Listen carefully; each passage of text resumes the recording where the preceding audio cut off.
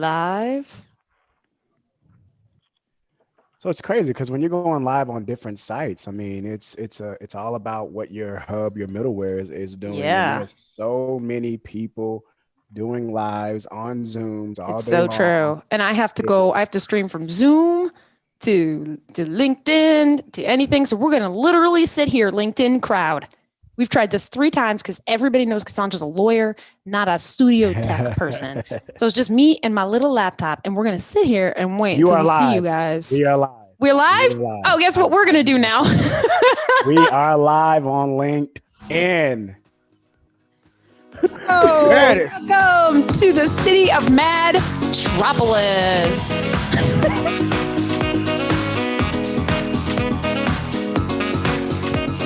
Is Jay Butter, is he in a warehouse? We all are wondering that. It looks beautiful, Jay Butter, Jaytropolis. Oh my goodness. So welcome to the MadGaines live show. We are finally on LinkedIn. It has taken us 3 rounds to get on LinkedIn. I apologize to all those out there.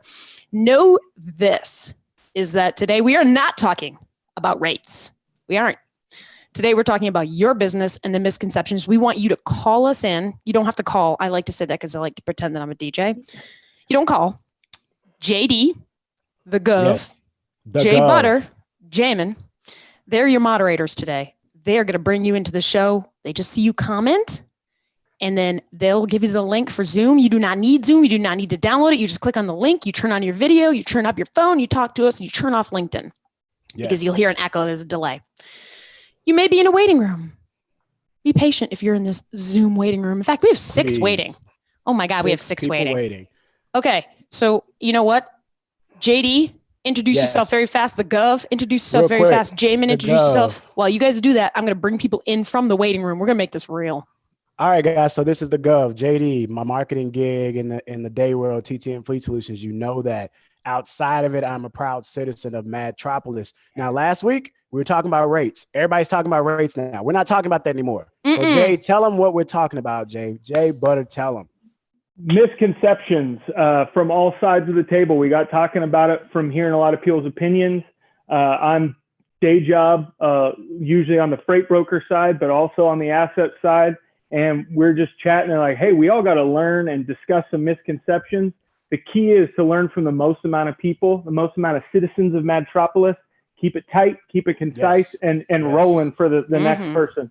So let's go.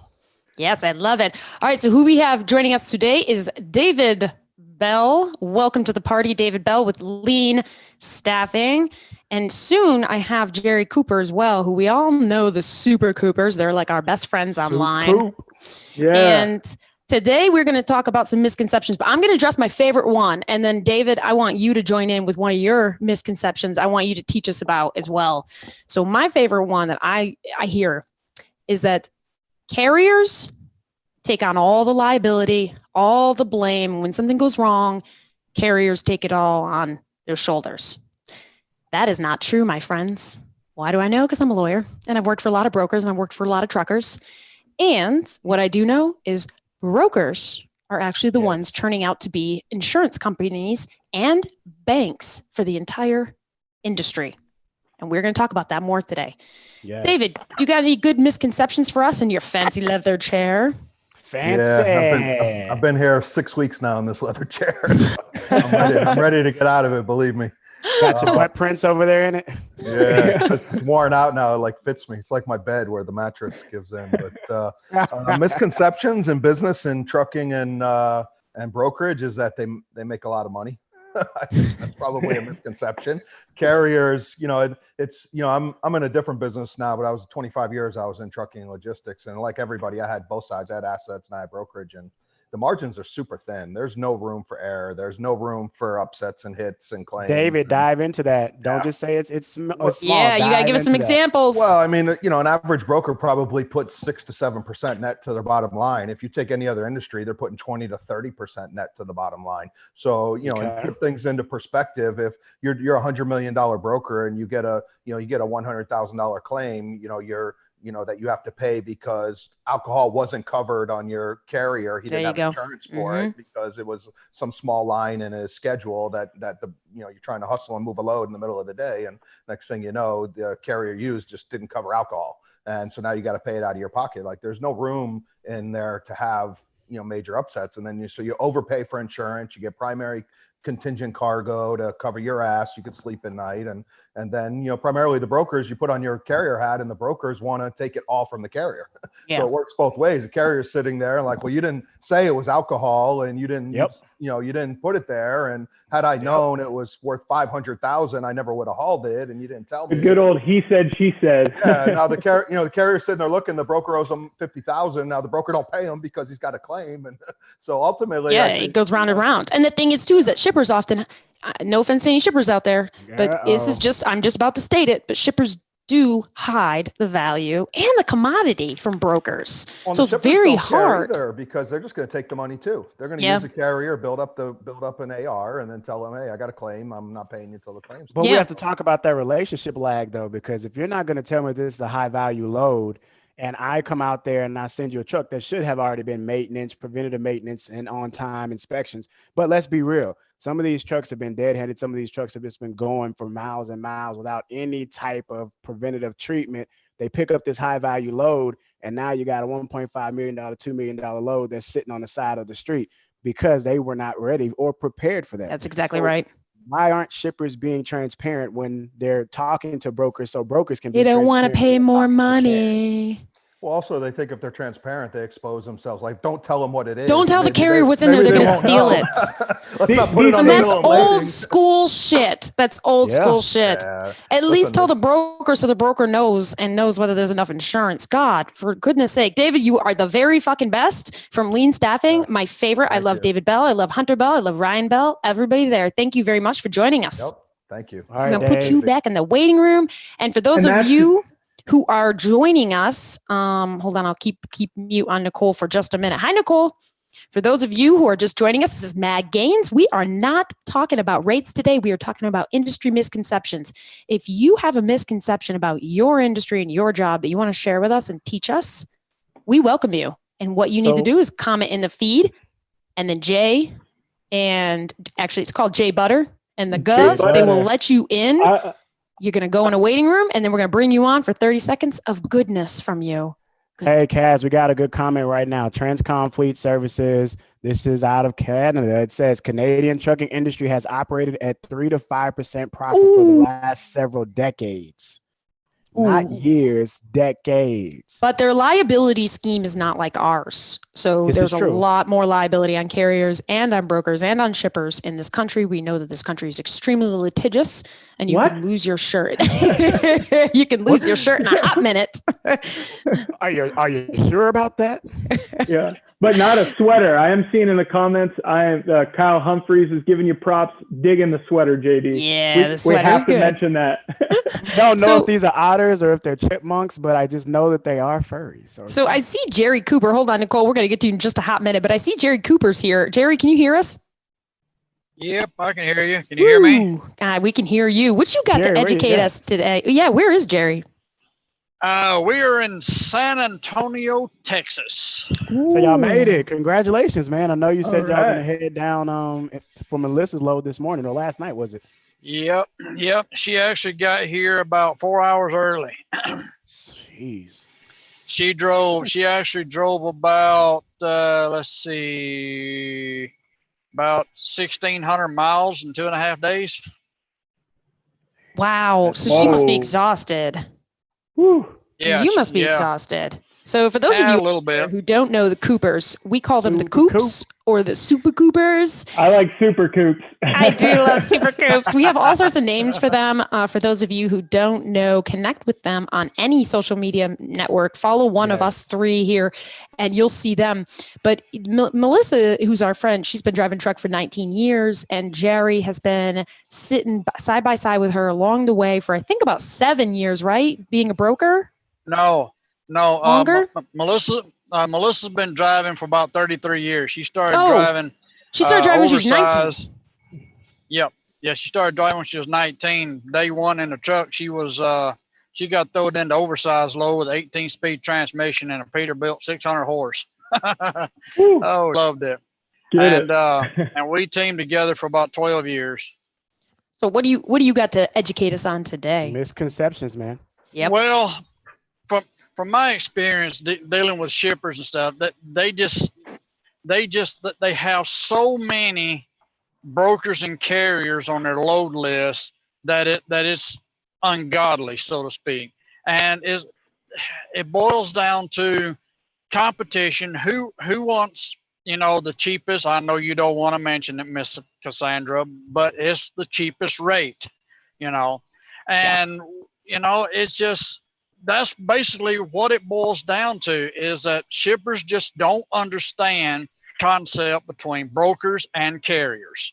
If they did understand it, then all of us could come together, because we all know that shippers just do not, and haven't been, the research I've done in at least the last 20 years, they have not been on the giving end. They have always been on the receiving end. Who can give them the cheapest and best service? That's what it boils down to.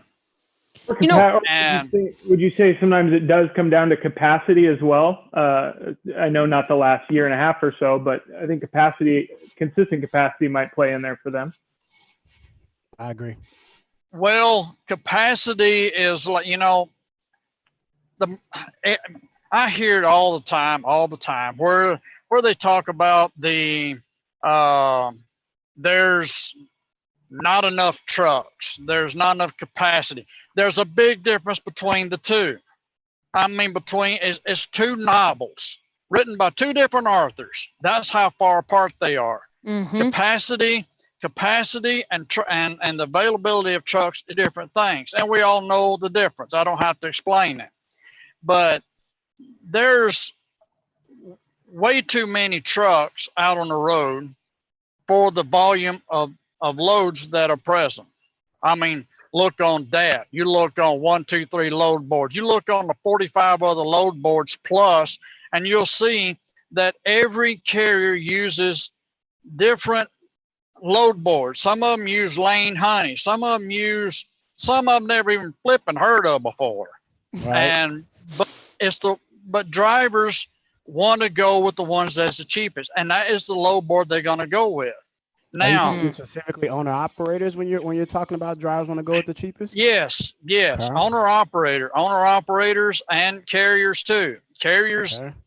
I've talked to a lot of carriers that's called us on our loads, and I ask them, I says, did you read the comments on the load? And they go, no, I can't see the comments. I said, well, it's posted on that. I'm sorry, we don't use that. I said, where did you pull our information off of? And they go Lane Honey or flopper noggin syndrome or whatever, And okay, then you must have pulled it off of Post Everywhere, because they have about 42 plus load boards on theirs. Okay. And so I have to go explain them the load and everything. And it boils down to carriers. The difference between carriers and shippers, or dealing with each other, is that carriers don't have enough trailers to supply the shipper, and the shipper don't want to deal with the damn carriers. Okay. So that's where the freight brokers come in place. The freight brokers are the one that basically is the go-between between the both of them. Yep. And get this, I even talk to shippers multiple times a week. And you know what they tell me? They ask me 2 questions. One question is, are you asset based? I go, nope, we're 3PL, we're not asset based. And they said, well, I'm sorry I can't use you. But I said, but we do got one truck and it's sitting up there in New York. And they go, no, that ain't gonna work. You got to have X amount of trailers to supply our needs. And most of them want 5 and 15 trailer stays at each location. They got 25, 30 locations stretched out between, in North America. You're SOL. Yeah. So one thing I think one thing we're seeing in the comments that I really like the topic too. It might transition. Well, hold on. Let me get Jay. Let me get Jerry back in the waiting room. Thank you, Jerry. Really appreciate it. Yep. You guys are awesome. And a few are going back and forth on it, is the way that shippers, if you will, the logistics managers, whoever controls the freight, how are they compensated? Is it just off cutting cost?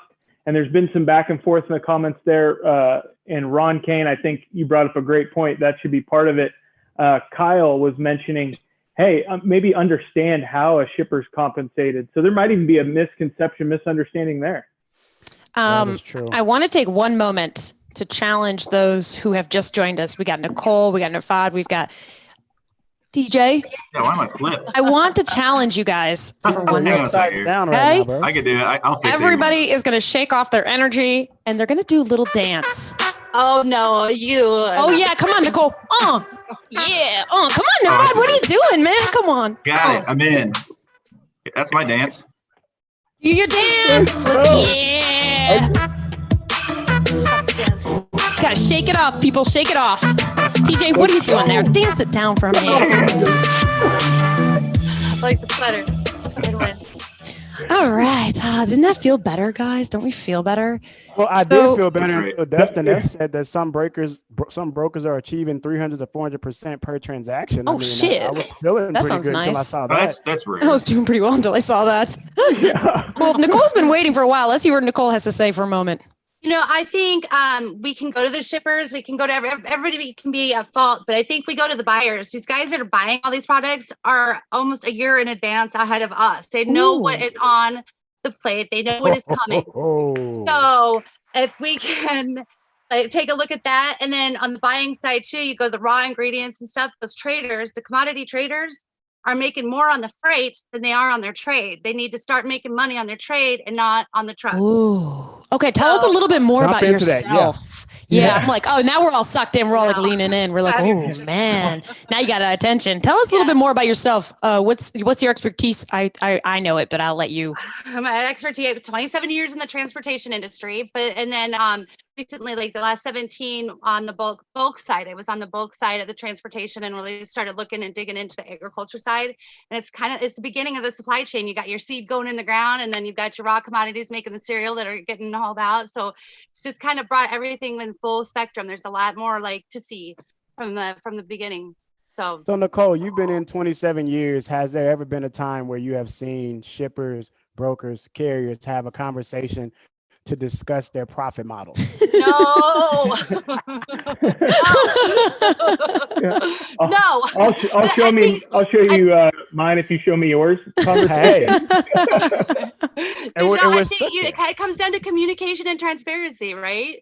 And for everybody, but I think we have to start at the very beginning all the way through. Mhm. But We really do. buyers, they're trading. Like right now, I'm trading already. Like for the beginning of next year for organic corn, I already know what it's going to be shipping. I know what my truck needs are going to be.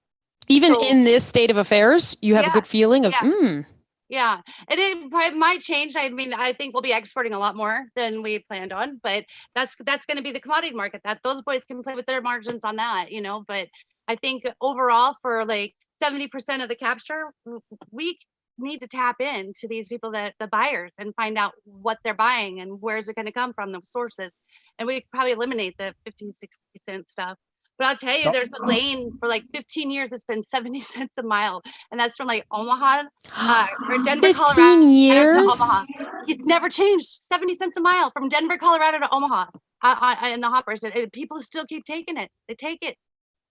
I don't. And that's an issue though. But I mean, and we've had people say that how can you complain about the rates for a lane or a route and you're taking them? There are still going to be companies out there, some carriers out there, they're going to say, I'd rather take a hit and at least get somewhere, get some type of profit, try to get as close to breaking even as possible. Is that the way to do it? Or should they all say, you know what, we're just not touching those rates, but we know someone out there is eventually going to touch the rate. So how do we get to this happy median for everyone to make money and not price gouge? I think one big way is understanding each other's business. Like that's what's great about kind of we're knocking down these misconceptions. Yeah.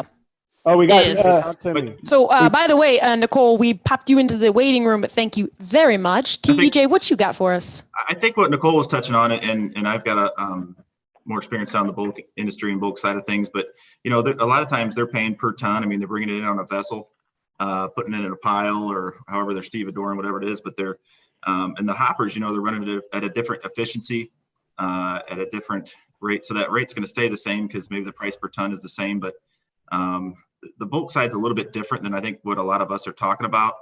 I mean, we're bringing in organic soybean meal out of India, right? We got a lot of soybeans in America, but we're shipping it in from India up a river because it's organic and we don't have organic here. So it just depends on little things like that. But the supplier is the supplier, whether it's agriculture or automotive or any other type of, fabrics, things like that. I mean, if China shut down, if UK shut down, I mean, it's a pandemic, so it's a different type of situation than a lot of people are used to. But if those places are shut down, and excuse, are people using the pandemic as an excuse in order for them to gouge and rate people on these rates? Do you think that's happening? Yeah.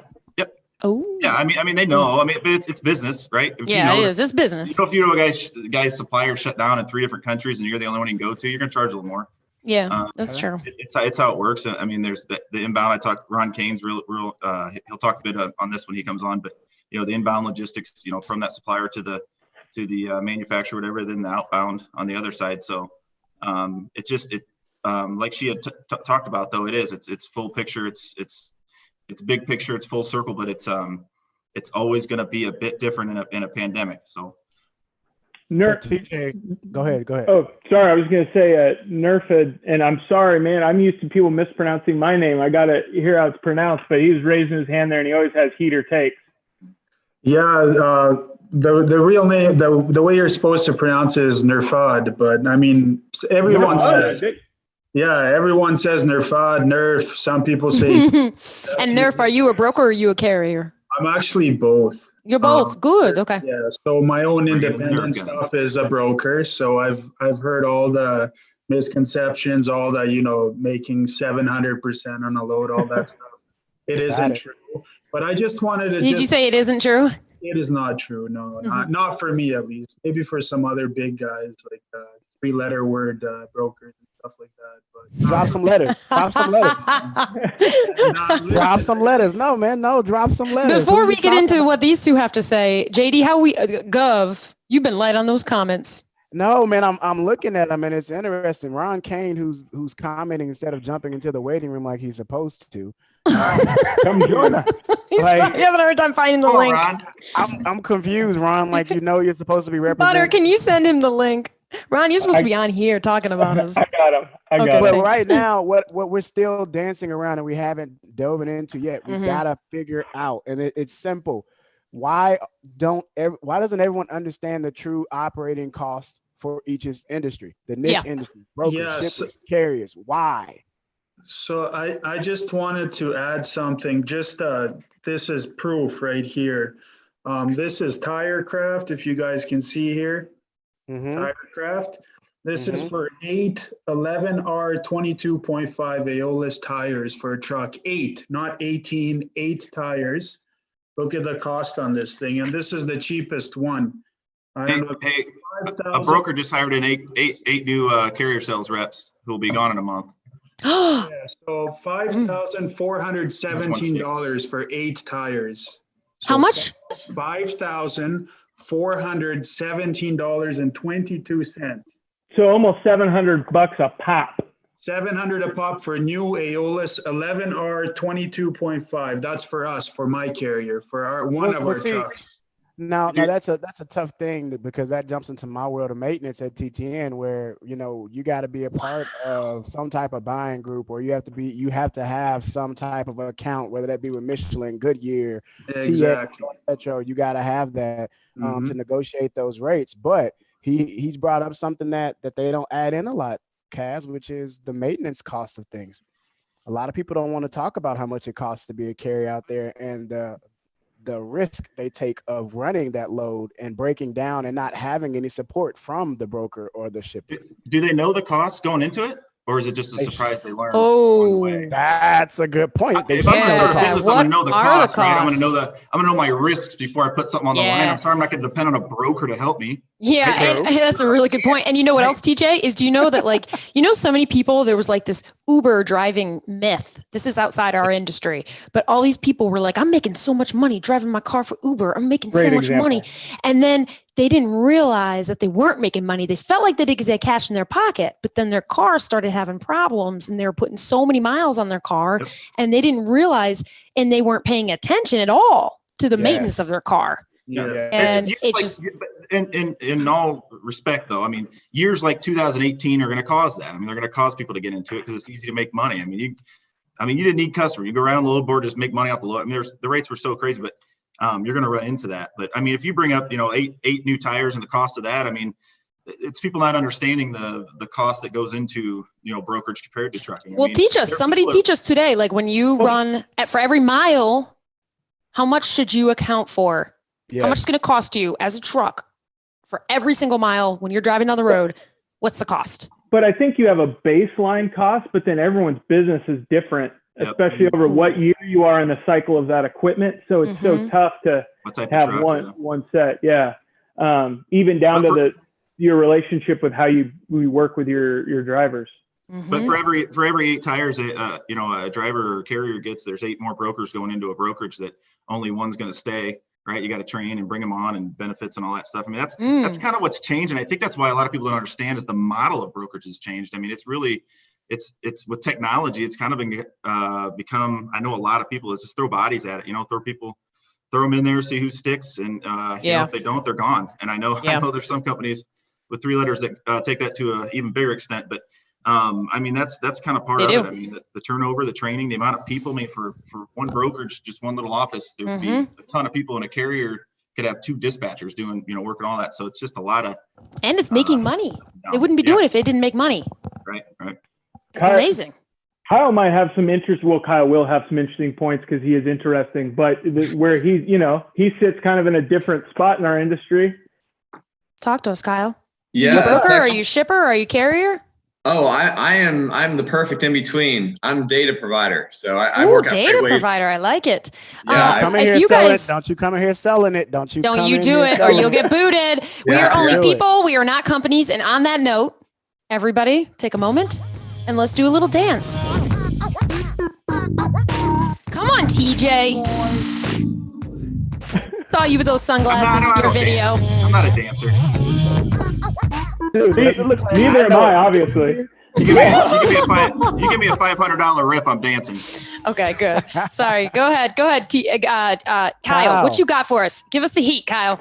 Yeah. Well, so you want my heat, or are we talking about, average, I guess, profit and loss statements for trucking companies kind of in this era that we were just talking about? We want your heat first. I vote that sounds way more interesting. Well, my heat, we got flamingos going today. So they look good.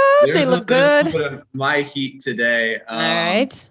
What else you got besides the t-shirt? Give me something else. My misconception that I wanted to bring up is I feel like we're in this time period where we're still using archaic methodologies, and that can be data, but it's, I think, just decision-making processes in general that this is how we've always done it. Has really just, I mean, TJ had a video on it earlier today. I do countless videos on it. I mean, you guys all hit it, but I think we're using decision-making processes back from like the 90s and 80s to make decisions where things are different. The broker world is now just so influenced, and then you also have this really in between of trucks are getting paid the least amount, and shippers have this misconception of what's actually affecting a truck's bottom line.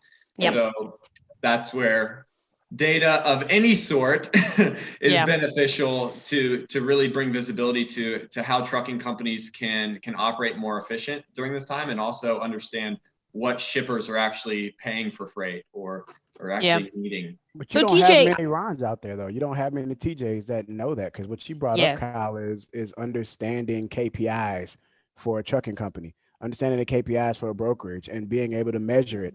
And the measurements have changed, and the economy has changed, but we're still utilizing some algorithms from the 80s, from the 90s to spit out CPM and RPM right now. And they don't. You guys, it's so funny because brokers are supposed to have all this technology, and most brokers, technology is not their thing. Isn't Most that brokers interesting? have copied scripts or copied code that they took from somebody else. Or they're using some of that old ass TMS that you guys all know. There's a couple of them. And I was about to start naming things, but in the city of Madtropolis, we have no companies. We're just people. TJ, tell us about. Could you just tell us really quick? Do load boards reflect what the industry rates are? Like, as I see people put screenshots of rates, and I know we weren't really going to talk about them or not. I just didn't want people getting on here bitching about, the rates are really low. Yeah. We all did that for 2 hours. You see what I'm saying though, right? Yeah, the answer is yes. The real answer is they have the data. They don't portray it correctly. So the data's there, but to get it correct, I mean, you got to do your homework and dig in and figure some stuff out. So TJ, I got a comment for you. This is from Christopher McGrew. He owns McGrew Trucking. He says every carrier should know their cost per mile, hour to operate. If a carrier is accepting loads and losing money, that is not the fault of the brokers. My operating cost per mile is no one's business. Just because I know how to manage my company to minimize costs does not mean we are willing to accept cheaper rates than a carrier that has an ungodly mileage cost. Yeah, I think that plays into that plays right into what I've always said. There's owner operators, but most of them are just operators. Are you an owner? I mean, operator. This is my business. And Jamin, will you bring on Chandler? By the way, will you bring on Chandler? Let's get Chandler. You guys been watching those comments? He's not in. I just gave you a comment. He's not in the waiting room. Chandler, hurry up. Waiting on him. I think poor Chandler. I think an interesting point that was brought up with that comment, JD, is even down to your per hour, right? Like we get sometimes so used to talking about per mile. Yes. Well, guess what? You got to have out what is that? Oh, good point. What do you need to make in a day or per hour, however you look at it? But it's not just the per mile. Yes. We run that way when it comes to towing side. On the maintenance side, a lot of them, when they bring out those heavy duty records, they bring out their entire crews. They're telling you it costs me X per hour to bring out this rotator right now. So that is why the rate is $1,300 for this 60 ton, and per hour. I challenge brokers too to know what does a load cost. I was just thinking the same thing, Butter. From order to completion, what's the cost to run through your system? Because there is a cost. TJ, do brokers know the costs?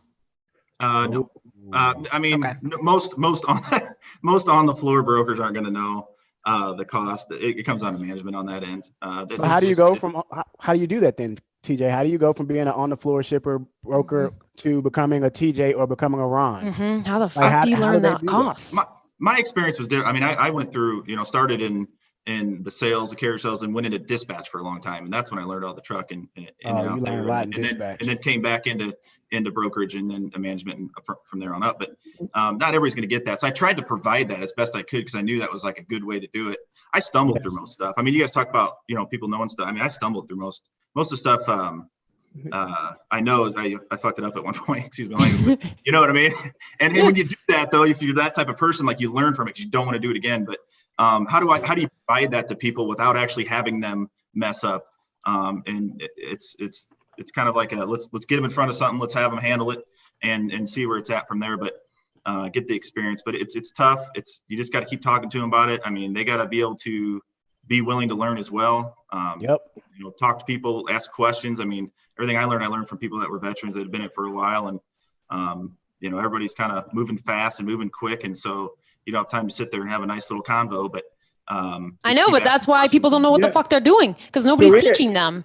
We had a good Chris Jolly host. Oh, we can go to Andrew first, but they'll just finish my point after. Chris Jolly hosted a little lunch kind of roundtable with some brokers. TJ was there, and the insights that were coming out about this was Chris could talk about it later, but a lot of it just goes to leadership and coaching, right? There's a big opportunity in brokerage to say it succinctly, better leadership. Yeah.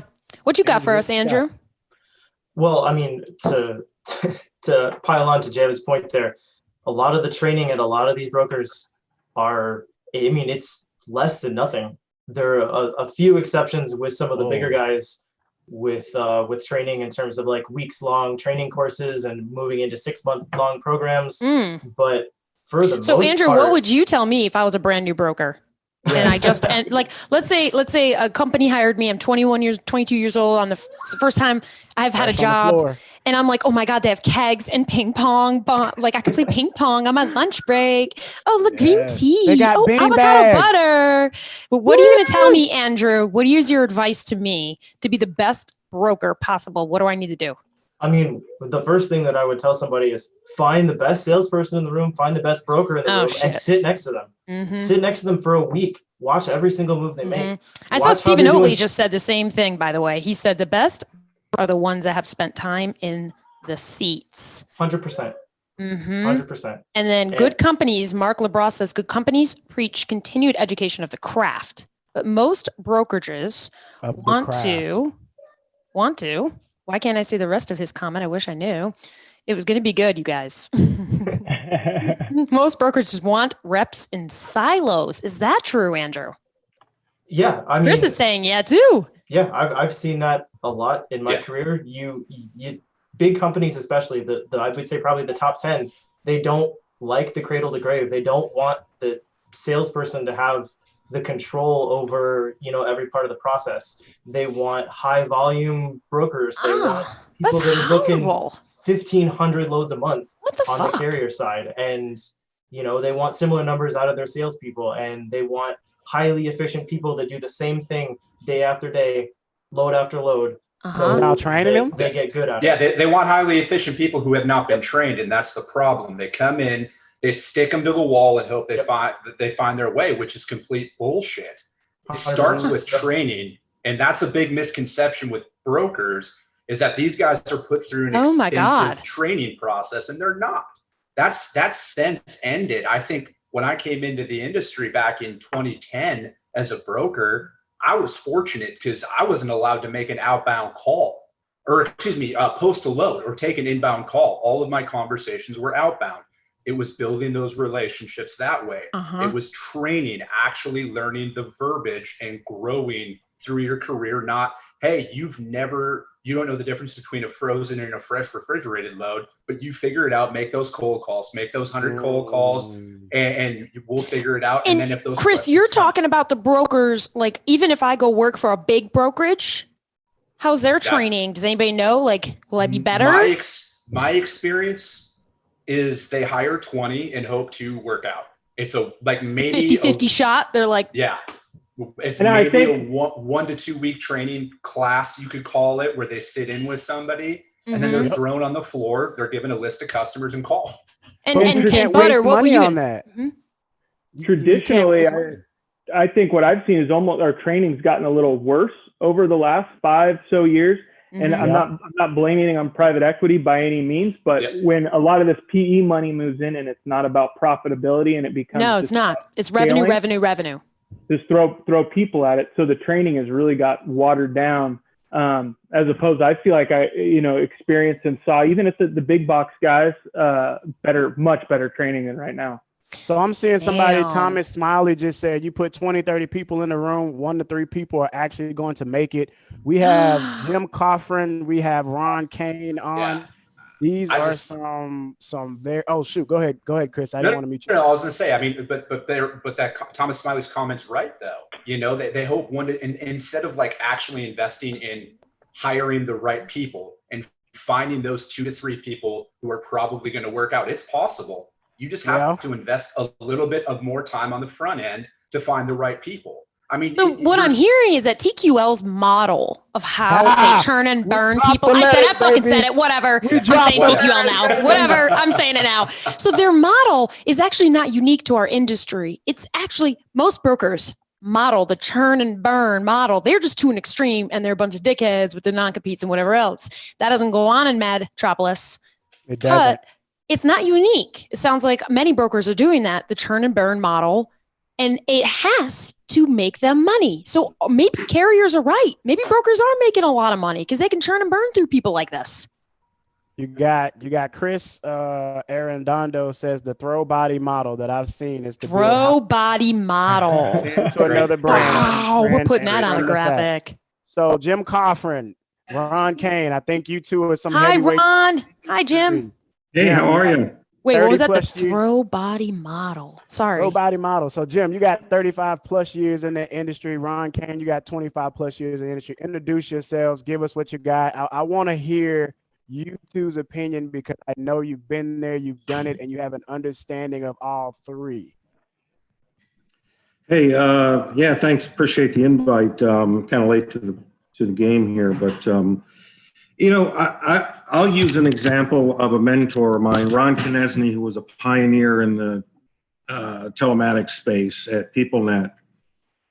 Ron used to say, folks, we're a technology company, we're in transportation, we're in logistics, but the reality is our business is learning our customers' business. And unfortunately, there's too much of the industry that doesn't understand the business. They don't truly understand the What don't they understand? They don't understand the costs and the business models. So for example, you know, every trucking company is different. A 50 truck operation is different than a 100 truck operation. It's different than a 500 truck operation. So each of them have a formula that makes sense for them in the current market conditions, but we don't always understand what those formulas are. And when you look at it from one perspective, you know, the other day you guys were talking about, well, how can somebody offer a 60 or a 90 cent a mile rate? It's easy, because there's a guy out there that will take that rate at that moment in time because it satisfies what their need is at that particular moment.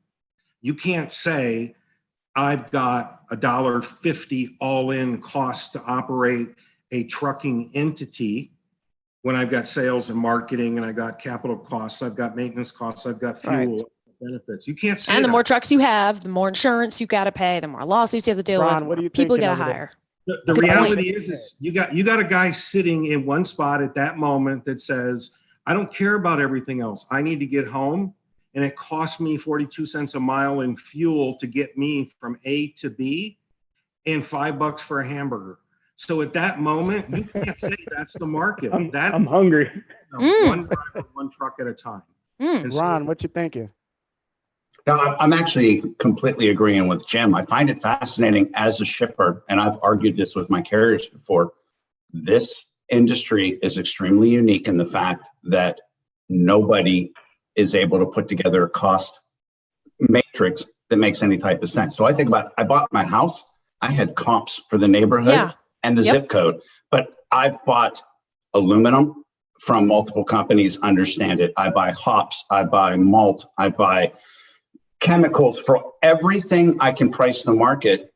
But unless I do something different, which I did for my companies from a transportation standpoint, you are stuck trying to figure out. And to be blunt, and I apologize to anybody on this call, a lot of y'all talk shit and make things up, which doesn't make it any easier. Yeah, it's true. So it's very true. There's cost, and I get it. You buy a truck costs. But so many times, and I can tell you, and I think I put it in the comments, JD, I don't know if you saw it, I've had no fewer than 30 LinkedIn blind reach outs from transportation companies on, let me help you in these tumultuous times. When I know for a fact, at least here in California where I am shipping out, there's not a problem. I don't need your help in these tumultuous times. I don't need you being, frankly, so you don't know your shit. No, you didn't do your research. And but that's a big part of the industry, and that's where I think the problem is. And I think here, this is a bit insulated because most folks actually care about what they're trying to do. Yeah. There is a huge part of this industry that is incredibly predatory and takes advantage of facts that don't know what they're looking at. How do they, but here's my thing, Cassandra, because we got some heavy hitters on the call right now. Chandler just joined us. We got Jim Coffin, 30 years, Ron Kane, 25 years. Guys, how do people become a Chandler? How do they become a Jim? How do they become a Ron? Yeah, good Tell question. us, because these are three people on the call right now, people who they understand the profitability margin. They get it, not making up stuff to be sensational. Yeah. So how do we get the math to go across the entire industry, guys, instead of it being so niche? Like, how do we change this? I'll speak from just my perspective. I look at it that it's incumbent on me as a shipper. Ultimately, I'm paying the bills to treat transportation like I treat every other single purchasing line item within my P&L that I'm responsible for. So freight, if I'm spending $100 million on freight, I'm also spending, $300 million on aluminum and $200 million on ingredients. you are one of a part. And if I blindly accept, frankly, the bullshit that walks into my door, that's my fault. But it means I've got to do a lot of homework. I actually talked to TJ for a long time yesterday, and he made a point. Somebody that's running a supply chain or an operation, freight is just a really small part of my overall business. I've got to make sure it's a small part of my business. It's a big spend, but it's a small part. It's incumbent on me to talk to people I trust. And frankly, that's where something like this every Friday is really valuable, because there's an educational component to it. But a lot of folks, I mean, frankly, transportation, probably more so than any other industry, still relies on golf games, steak dinners, Christmas gifts, all this, which frankly, conference parties. I've never gave a shit about any of it, but it's a big thing. It's an old school industry. It is. I would, from my perspective, actually, it's Ron, probably 30 years. I think it still is. I still think it is. am going to change that. Well, you talked about the fact that the turn and burn. There are absolutely companies, and I've been to them, brokers that do 6 weeks education for new bound with an expectation of an 80% retention, with an expectation they know the customers, how they work, and they get bought for billions of dollars by other big companies because they're doing it the right way. So I think that's what the market needs. That's a good point, Ron. Command was a really good brokerage. Hey, I gotta say, like, some of some big box guys, like, they do very intentional training, and there is an element of to put it on brokers. There's a lot of training available that people just sit at desk level and wait for someone to bring them. You can go be proactive and get that training or ask for it. So it's not all on the company. Yeah, you know? that's a good point. And Ron brought it up too, is that the people who are actually on the show and who are watching it, we're all probably not the average person. 100%. That's right. That's 100%. Jim, what is the operating cost for most trucks? Give me those numbers that you typically are spouting out on the whiteboard, because Ron kind of gave some numbers, and we want to jump down to Chandler. I want the people watching to get educated. The cost for shippers, the cost for trucking, the cost for brokerages. I want to hear that. Talk a little bit on it before we jump over to Chandler. You know, it's funny you asked the question, and I can't tell you how many times people ask me, well, what should my cost be? You know, they're simple components. You know, we all know that fuel is easy. Take your fuel economy, divide it into the price of fuel today. You know, is it 40 cents a mile? You know, what's your maintenance? Is it 5 cents a mile? Is it 10 cents, or is it 20 cents a mile? Tire costs. Tires are 2 cents is 2 cents is 2 cents. Doesn't matter. It's what you get for the 2 cents. New ones or buy used ones. So, you know, it's add them up, but, you know, the cost to a truck, it depends who you are. Is it $1 a mile to an owner operator, or is it $1.35 to a trucking company when they start to layer in other burdens in the cost of? You have to learn it. You got to learn the math. You got to learn the math. Chandler, what you got down there? I got you a photo of the boat just to live up the hype that brokers take all the money. Those are all my boats. Okay, Chandler, you should look at the comments, because they're all like, oh yeah, look at that guy at the boat. I saw that shit and I was like, oh my God, I guarantee you did it on purpose. He's the 300%er right there. I love it. Yeah. Let me take you on the inside of the yacht. It's too sunny out there. I don't want to be around the commenters. So we'll go on the inside. I'll be around the commenters. So no, this isn't my boat. This is a friend of mine's boat. I chose to be in logistics. There's a better industries than logistics to make the money, but here we are. But this is the business I should have gotten in, because I don't have one of those. But you know, when I tell my new staff that comes on board, when they're green and they believe everything that everyone says, what I tell them, this is Chandler's stereotype. So this is where the comments can come, is that the stereotype is that don't listen or think that the driver's dispatcher is telling you the truth, because only 10% of the driver's dispatchers ever share the truth. Always go to the driver for the truth about what's going on. Oh, interesting. Oh, shots fired. Don't talk to the dispatcher. I know what shots he just fired. Everyone out there that doesn't really get it, I heard the gun ringing off, because what he's basically saying is, you got a lot of these fleet managers out here, these dispatchers out here that will tell you any and everything to get that truck back on the road. They don't care if it's a lie. They don't care if it's oh, yep, no, his wife is having a baby and he's just needing to get this load to you right now. Can you do this cargo load shift swap, please? Oh, sure. We'll put you at the top of it because his wife is having a baby. Chandler, you're on to the money right there. It's so funny. There's Chris Martin says boats. People love the boats. Freight Broker Live. What you got? You jumped on, man. Give us some heat. What's going on, guys?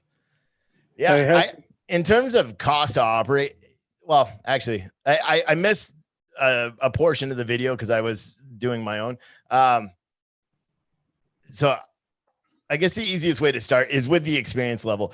I believe that there should, and this is probably going to tick a lot of people off. I think in order for it, speaking on the independent side, the small brokers that go out and decide to enter the industry, I think that those brokers should have to take some sort of certifying test or something to prove that they know what they're doing before they get into the industry. Because although we do have big brokers out there that do pretty much everything they can to screw up the industry, it seems sometimes,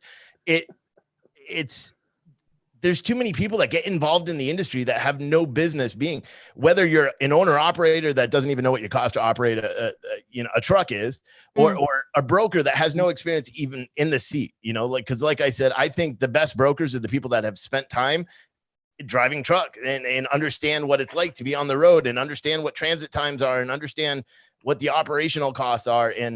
And operational costs aren't just money. It's being on the road and being away from family and friends and all that. And I think the industry doesn't have the kind of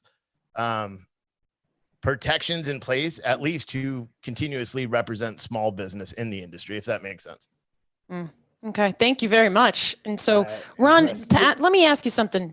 Are you quickly able to recognize when the broker doesn't know their shit? It sounds like you are, and a carrier doesn't know their shit. Because I don't think there needs to be a test. Like, I can recognize very quickly when my clients don't know what the fuck they're doing.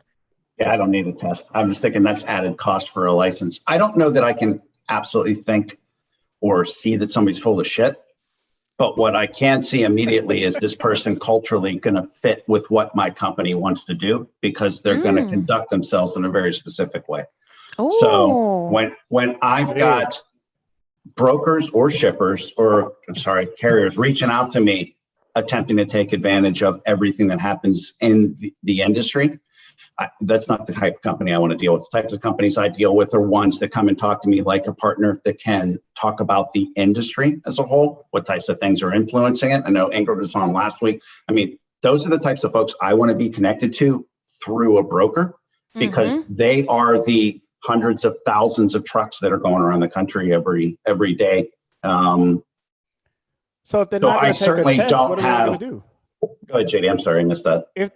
I was back to Cassandra's point. I mean, if they're not going to take a test, if we know that we can kind of check them when we meet them at a conference or shake their hands, how do we bring some type of stability to our market, to our industry? Because there is a new era coming where, as you see companies churning and burning, there are a lot of people who just don't get it. And because they don't get it, the byproduct of that is a high turnover rate, pissed off people not wanting to join the industry. How do we stop that?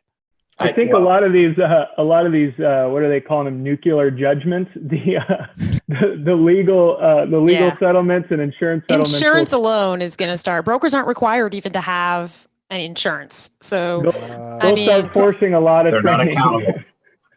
So they don't have to worry about that. But I think that you asked an interesting question. I can tell you just from experience, I think that something that is unique for brokerage companies, by and large, and this is a really broad statement, so I'm going to apologize in advance. I think that as an industry, they have some of the shittiest salespeople. So that's not everybody, obviously, and I think there's a lot of really good ones, but I think that it's too easy to become a salesperson for a brokerage to go in and talk to big shippers. And I talk the party line. I can talk about fuel. I can talk about driver shortage. I can talk about hours of service. I've got my little, 5x8 index card that I can rattle off my shit and hope to hell you don't throw me out. And I've got enough of a commission to where I can make a living. And I think that's more a problem than anything else, because it doesn't drive positive long-term relationships like a lot of these other industries can. Guys, and I think it's a failure of leadership and training. To me, that poor salesmanship is a symptom of that. I totally agree, Ron. Or the ease to get in. Comment question from Kyle Horace. He says, you all have not mentioned deadhead miles to factor into the rate per mile. I know Ingrid's about to have something to say on this. The likelihood once empty that your next load is less than 50 miles away is slim to none. What you got, Ingrid? Definitely. Gotta affect, part of the thing is everybody wants to know, what does it cost a truck per mile to operate? Yes. You can't figure that in on an average every day, all days, every month, yearly, or anything else, because no 2 days are going to be alike. You're not going to have the deadheads. You're not going to have the mechanics. You're not going to have the fuel prices across the country the same. You're not going to have the operation costs every single day. So you cannot, you can take it as an average, but you're going to have to do that at the end of the year. How come I can do it for my car, but I can't do it for my truck I'm driving around all the place? That's a good question. You can do the deadhead miles in your car? Well, listen, Cassandra's driving around, so that shit's all deadhead. I mean, I'm not making any money. It's all empty. Your Prius might not have a $30,000 rebuild on a motor coming up next week that you're not aware of. Or a $500 PM. I mean, I got a lot of deadhead miles going to the grocery store and they don't have toilet paper. Oh my God, and you have to go to 3 different places. You want spaghetti sauce. There you go. But no, let's dig into this just a tiny bit more, Ingrid, because you're helping me understand this, because I'm just a dumb lawyer, right? I want to know, is there a way every single day I know I can't run this truck 100 miles because it's not even going to pay for like my average. What about average? Can you average out every cost for every mile? Cost per day, you can average. Right. You can average out what your daily cost is and your insurance, and an average across the nation on fuel, and your average on your truck payments, and your average on broker percentages. And you can. Is that what you do, Ingrid, when you have to run a load? Like when you have to run 1 mile, is that what you do? Do you think in your head? That average, but I also go above that average and have to add in what can happen in that load. I had a motor go down on me in January on the side of the road in Alabama. I 296,000 miles on a Cummins.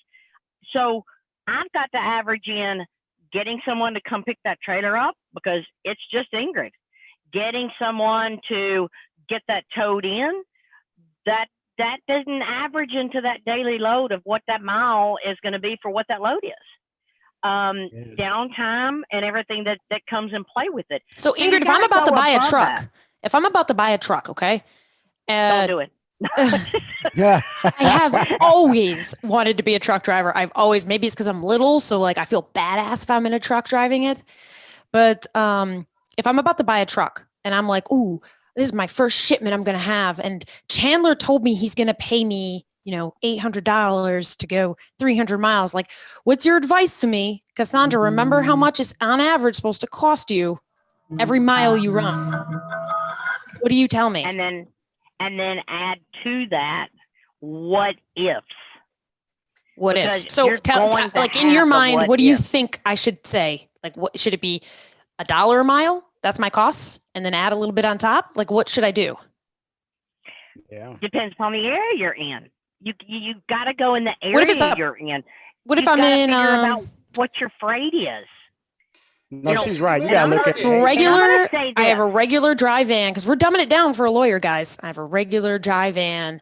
I am in Green Bay, Wisconsin. That's my home base, and I just have a regular dry van. I'm not running food. I'm just gonna run regular dry van. Yeah, it's a moving target. You can't do that because Ingrid's going to have her daily cost, and then she's going to also have her per mile cost, and it depends on what part of the country she's in, and it's going to be a moving target the whole time. She's not going to be able to tell you really the exact penny until probably she looks back a year back. It doesn't exactly. matter. She's and not it going to know also today. matters, right? It also matters of what does it cost me, Ingrid, to operate my equipment, and what do I need because of what do I owe, or what do I need out of that compared to you buying a new truck and becoming established because of all the things that are going to be higher as insurance, as truck payments, compared to me with no truck payments, low insurance. All of these factor into what the daily is. Okay. Yeah, because Ingrid doesn't have a truck payment, but Cassandra, you got a brand new truck payment and a trailer payment, and then the insurance company wants to take you to the cleaners because you're new. Yeah, I'm new. You're a new venture. And I'm going to say this really quick. I noticed in the comments that some people were saying that shippers don't care about, yeah, I'm getting ready to bust it. Shippers don't care whether carriers know what the cost of their items are, or their this is getting me. What their costs are. You know what? Yeah. You might better want to know that we know what the cost is. One, because when it leaves your dock, I'm responsible for that freight. It's my insurance that's going to be covering your freight. Right. And it's also me that's going to be responsible if it's, say, produce like I haul. It's me that's going to be the one. Am I knowledgeable enough to know what that pulp temperature is? Am I knowledgeable enough to know exactly how that load needs to be carried? And am I knowledgeable enough to know how to maneuver it around the country so that it doesn't get shifted and laid over on the floor? So you might want to be considerate enough that we carriers need to be thought of a little bit more than thinking we don't need to know. Oh, big point. So I actually like to expand on that because I think some of the good shippers should have really good facilities for the drivers to spend time in while they're waiting for the truck to be loaded. Ron's laughing. Ron's leaving now. Oh, no, I thought you were got the room. I thought he was leaving too. I was like, Ron. I was like, oh shit, man. There goes our smart shipper. No, I had a long talk with TJ about this yesterday. I am a huge believer in being a shipper of choice. Wait, we weren't invited to that conversation? Oh, well, we weren't. It was very, very secret. No, what is shipper of choice? So for me, shipper of choice, and I can tell when I was at the largest food company in the world, so I'm not going to use names. I had a very definitely don't do it. I had a very long debate with the head of engineering because I wanted to set up the warehouse to be a shipper of choice, meaning I wanted to have shower access for carriers. I wanted to have free Wi-Fi. I wanted to have. Yeah, it's wonderful. But wasn't me being altruistic because I love truckers. I'll be honest. Sorry. They're selfish. It was selfish because I wanted the best transportation companies to want to come to my location. Yes, sir. Recognizing I had a deadhead in. Sorry, I was not in a great location out. That's what I wanted to do. I don't think enough people think about the fact that, quite frankly, create customer service at all aspects of the supply chain. You're going to get better results. So Ingrid, folks like yours, I want you carrying freight because you care about the load. But I'm going to push back to you. If you go to a broker, are you confident that you're dealing with a shipper that's actually going to care about you? And you should know. And if you don't know, I'm going to push that between the shipper and the broker, because quite frankly, if that relationship is bad, it doesn't help you at all. Omar says, that's awesome. Drivers need to rest while loading. It's impossible right now. It is. And then someone says, Chandler, agree 100% about having driver facilities. Ron Kane is the type of person you want to share a pint over some hot as F chicken wings. Let's do it. And some beer. Love you. I love Ron. Ron, by the way, I love you. Yes, you are just, I love Ron. Tony says, Ron, you are smart. I agree. Someone else earlier said that they had it all broken down, the cost Mark per mile. Mark Tuckman. Yeah, Mark Oh, Tuckman, good. Tell him to come on. If he's got the walk the talk, man. This is fucking Madtropolis. I told him, and he said you can email him and he'll send it to anyone who wants. It's in the comments there. I have so many people for the people. I don't want to email. I want you to jump in. So, I got one more thing before you push me off. So, some of the things that I think the shipper should have in place for the drivers. Ooh, here we go. Free secure parking. Great. And then also the shippers that have their own fleets have usually their own fuel on site. So why can't the shippers let the drivers buy that fuel from the shipper at a discount what the shippers are buying it for? Contracts preclude that. Why don't we have the shippers provide showers? You can't do it. Contracts what? You can't do that. I owned a fleet. You can't do that. My fuel rates are only contracted for my trucks, and the company that sold me my Oh, you fuel. lose his contract. Oh, that makes sense. That makes sense. Yeah, so I That get makes it, but sense. there's reasons. That There one got are some knocked out. reasons. That one got knocked Yes. out of the list. Oh, Chandler, I love this list. We want nice furniture for the drivers to sit in. We want good Wi-Fi for the drivers.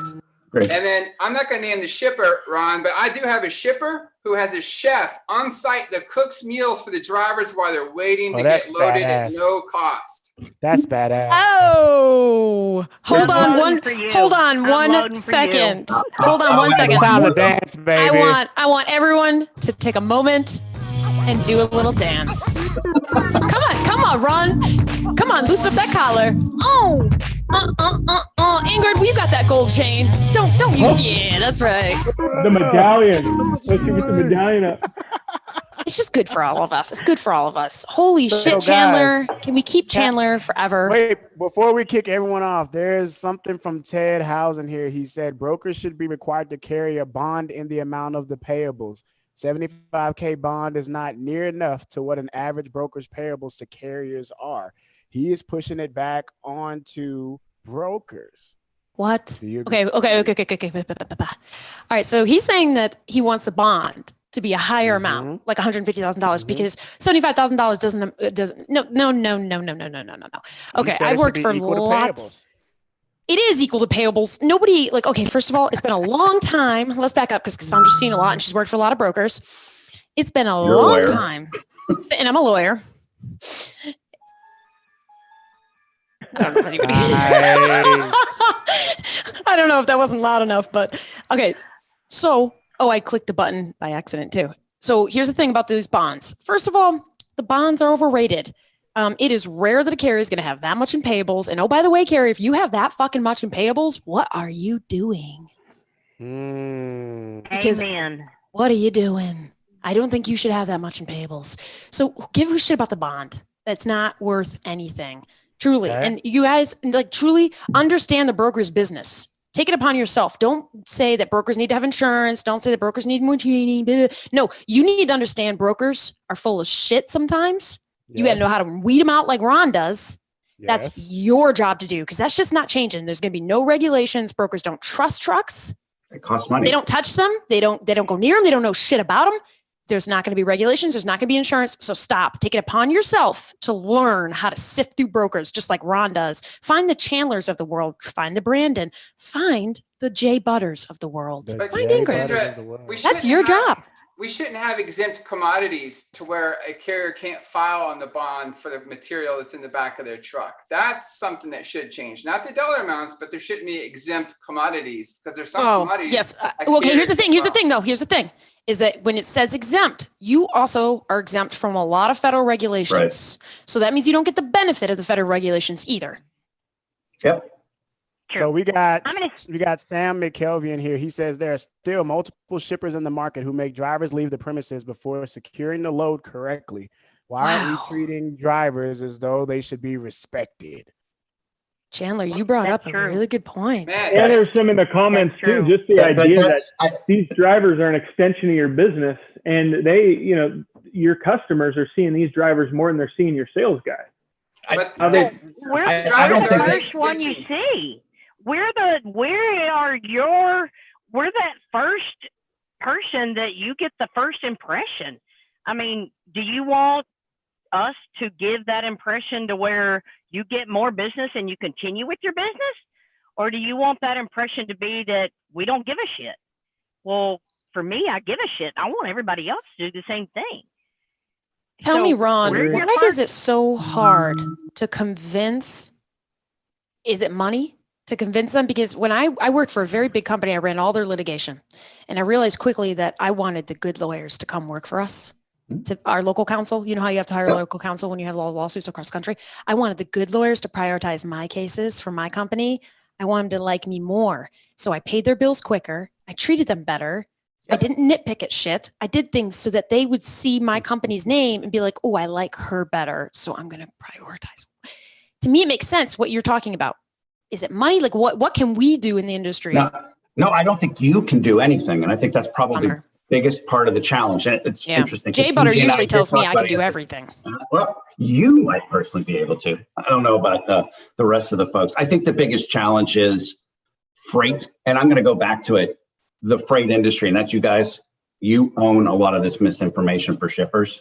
A lot of CFOs, they read way too many Google News things and see freight's going down, freight's going up, and nobody pushes back and understands it. It's interesting, like Chandler, you push back on the carriers getting pushed off site. There's a reason for that, and it's driven by CFOs and insurance companies. Because once you secure that freight and I give you the bill of lading, it's yours, which means I don't really care if you dump it. So Ingrid, I'm going to go back to you. You are my first person that people see. I care about it. Not every company works that way. They're more interested in insurance claims and damage and loss claims. And you guys have to pick, are you going to ship freight for those shippers? And I'm not going to pretend to understand your business as to why you pick shippers. I'm just saying my personal view is exactly what Cassandra just said. I personally think that if I pay more attention to making sure that freight claims get paid quickly, making sure that accessorials are taken care of in the right way, making that the information comes in, you get paid, making sure that your freight claims, your freight is paid within 30 days. For me, that got a better classification, but there's bottom feeders everywhere. Yeah. If you run with bottom feeders, you're going to get bottom feeder results. You run with them, that's what you're going to get. You get what you pay for, right, Ron? You said that Brandon, last week. Brandon, are you cheering the bottom feeders? Or He was the one who called that out last week. That's his term, Brandon. Oh, sorry, Brandon. Tell us the story, man. There's always bottom feeders, just like the ones that build the Golden Castle. It's figured I'd show what we're building back here on the brokerage side. And Brandon, you have a license, right? Yeah, I have a Class A CDL. I sure do. Oh, nice. Yep, I grew up in southern Missouri, and we ran flatbeds. My dad had 3 trucks. We hauled lumber slabs local, and I grew up around it. And now I'm on the dark side. So the big misconception is that drivers talk to brokers, and maybe a lot of them don't. I don't know, but they think that they just sit behind a computer. They don't know hours. They don't know. They don't know certain restrictions or what's going on. And I think having that experience with the CDL, and I started in carrier sales, and I've been fortunate to have some good mentors. But it's enabled me to build great relationships with shippers, because I'm not out there just selling just to sell. I'm qualifying them. Are they good for me? Are they good for our company? So I want to kind of touch on what Ron said, that salespeople suck. Well, the majority of them aren't qualifying shippers. They're just trying to get loads. So let's talk about that. What does that mean, qualifying a shipper? I'll tell you what I think that means from a legal perspective is I love running D&B reports on them. I research their commodities online because I think they're going to lie to me about what they're tendering and what the value is. And I do lots of little research to figure out who the hell they are, because I don't want them causing me problems and money. What does that mean to you, Brandon, though? Well, wait. So, the guy Greg in the comments said, unfortunately, the bottom feeders are not the ones watching and listening to this trying to get better. Yeah, Ron said that earlier too. That's a really good point. They aren't in Madtropolis. But this market will take care of the bottom feeder. I mean, it'll weed those types out. Yes, good point. Very good point. So what does that mean to you, Brandon, to qualify a shipper? Right. So, instead of just saying, hey, what lanes do you have? Or hey, we're the next best company. We're going to give you great communication. We're going to be on time to every load, and we've got tracking. That's the spiel that most of these guys get thrown into, and that's what they go after. And some stuff sticks. But, if you're building a relationship with the shipper and you are qualifying them, are they a shipper of choice? Like Ron said, what is their volume? What are their pain points? What things do they do that can help your business? And there's times where, I may qualify them and they aren't a good fit for me. And that's okay.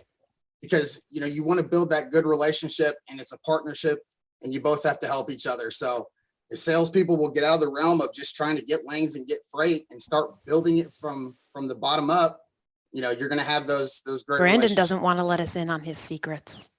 Brandon, you're very smart, man. Try to build relationships. Randy, how do you pick shippers? Oh, I pick shippers? Yeah. How much money do they have? No. I think qualifying a shipper is all the legal things you talked about. I want to know that they can pay their bills. Yep. I want to know what they're shipping. I want to know if they have somebody like Ron working for them that understands long-term cost and value as opposed to the price of every load. How many shippers really understand all that stuff? Not many.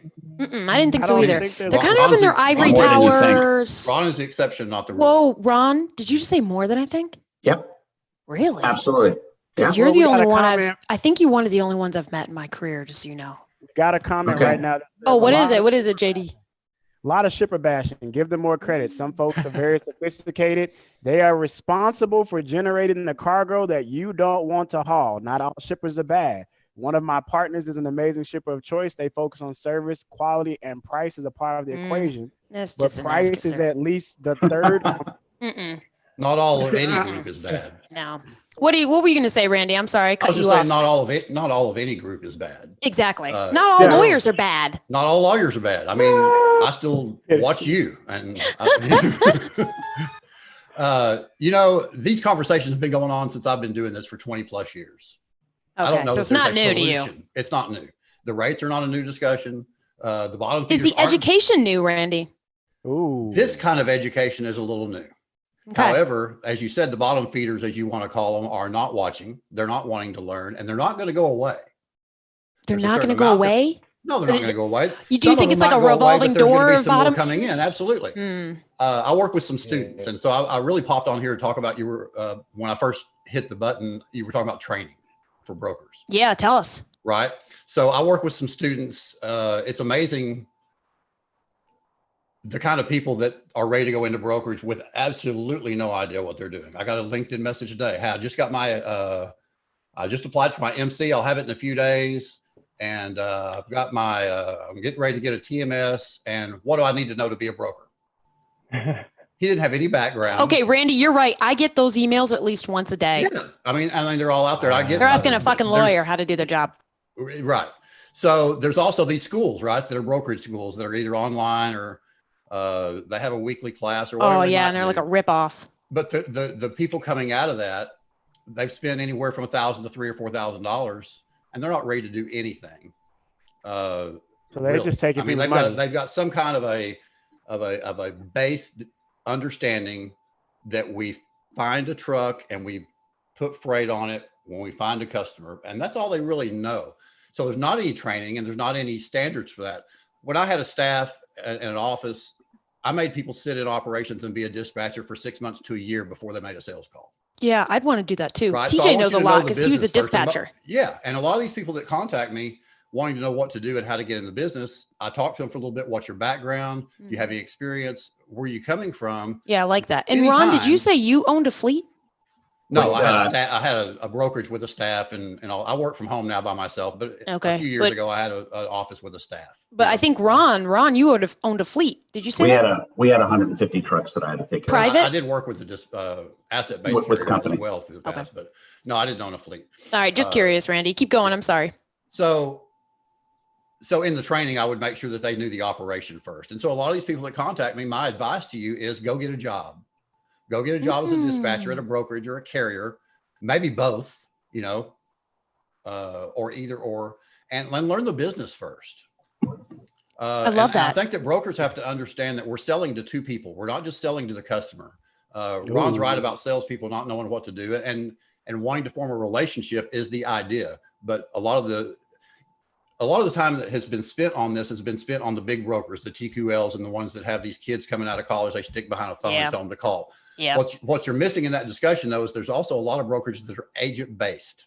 Yeah, Okay? a lot. All right, so the agent based model is a whole Jesus. different story because everybody's an independent businessman or woman. Okay. I love you, Randy. Well, I got a wife and girls, and I've learned. Thank you for doing that. Yeah, I'll tell you that story about my Brady Bunch family some other time. I had 3 boys. Awesome. My wife had 2 girls, 1 girl short of a Brady Bunch when we got married. So anyway, awesome. So you're selling to 2 different people. You're selling to the customer, but you're also selling to the carrier. This is the way I've always approached brokerage since I learned it. And that is that you're selling to 2 different people. Yes, they're a vendor. The carrier is a vendor. But it's very important to also realize you're selling that load to them and the service to them. And they are an extension of your company, just as you're assigning them to be an extension of your shipper. So what I tell the clients is I work to make shipping easier for my clients and their customers. because it's very important that I don't just take care of the person I'm shipping with that's paying me. It's also important that I take care of the person they're shipping to or from. Makes Justin, sense. what The you whole got, cycle. man? And let's pause on that for just a moment too, because I want to make a note to all my brokers out there. You know who you are. You're probably not even fucking watching. But if you are slower than normal to pay carriers, yes, shame on you. Yes. Justin, what Yeah, you that's got? a huge thing. Hey, by the way, Chandler's best part of laughing. my week, man. The rest of my week, I'm working from my son's bedroom. Usually it's only me arguing with other people. Too relatable. Guys, too relatable. wait, do you guys I want know. to jam out? Are you guys ready to jam out? Okay, Ron should. loves TJ's jamming here out. again. I think so too.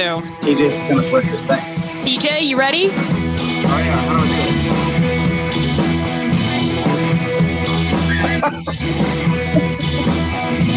How's he make his head disappear? do it? By the way, did you guys see where I'm at? Oh, are you at a beach? No, we couldn't get a. I'm sorry. Did Randy just pull out a guitar? Randy sure did. Okay, Randy, we're keeping you forever, for life. Welcome to Madtropolis. You are now the treasury. What you got, Randy- Justin? You got a guitar. You can do finance. All right, so I'm going to piggyback a little bit off of part of the discussion from last week about hiring shortage, that there are no drivers out there. So Oh yeah. There's going to be some bad business in the next few months. Part of it is because half the country just got laid off, and they're going to realize in a couple of months that trucking is an essential job. So I'll get laid off, everybody else got laid off. Hey, wifey. Love you. Bye. So one of the things that we're going to She's see, so we're going to cute. start seeing a bunch of people roll in that have never driven a truck before that feel like, ooh, that's an essential job. Can I ask a stupid question, like Justin? that. Do you think people will find like a trucking job that quick? So I work with carriers all day, every day, and they constantly. I mean, no shit. I might need one. hire That's what I'm enough asking. people. But We can't hire enough people.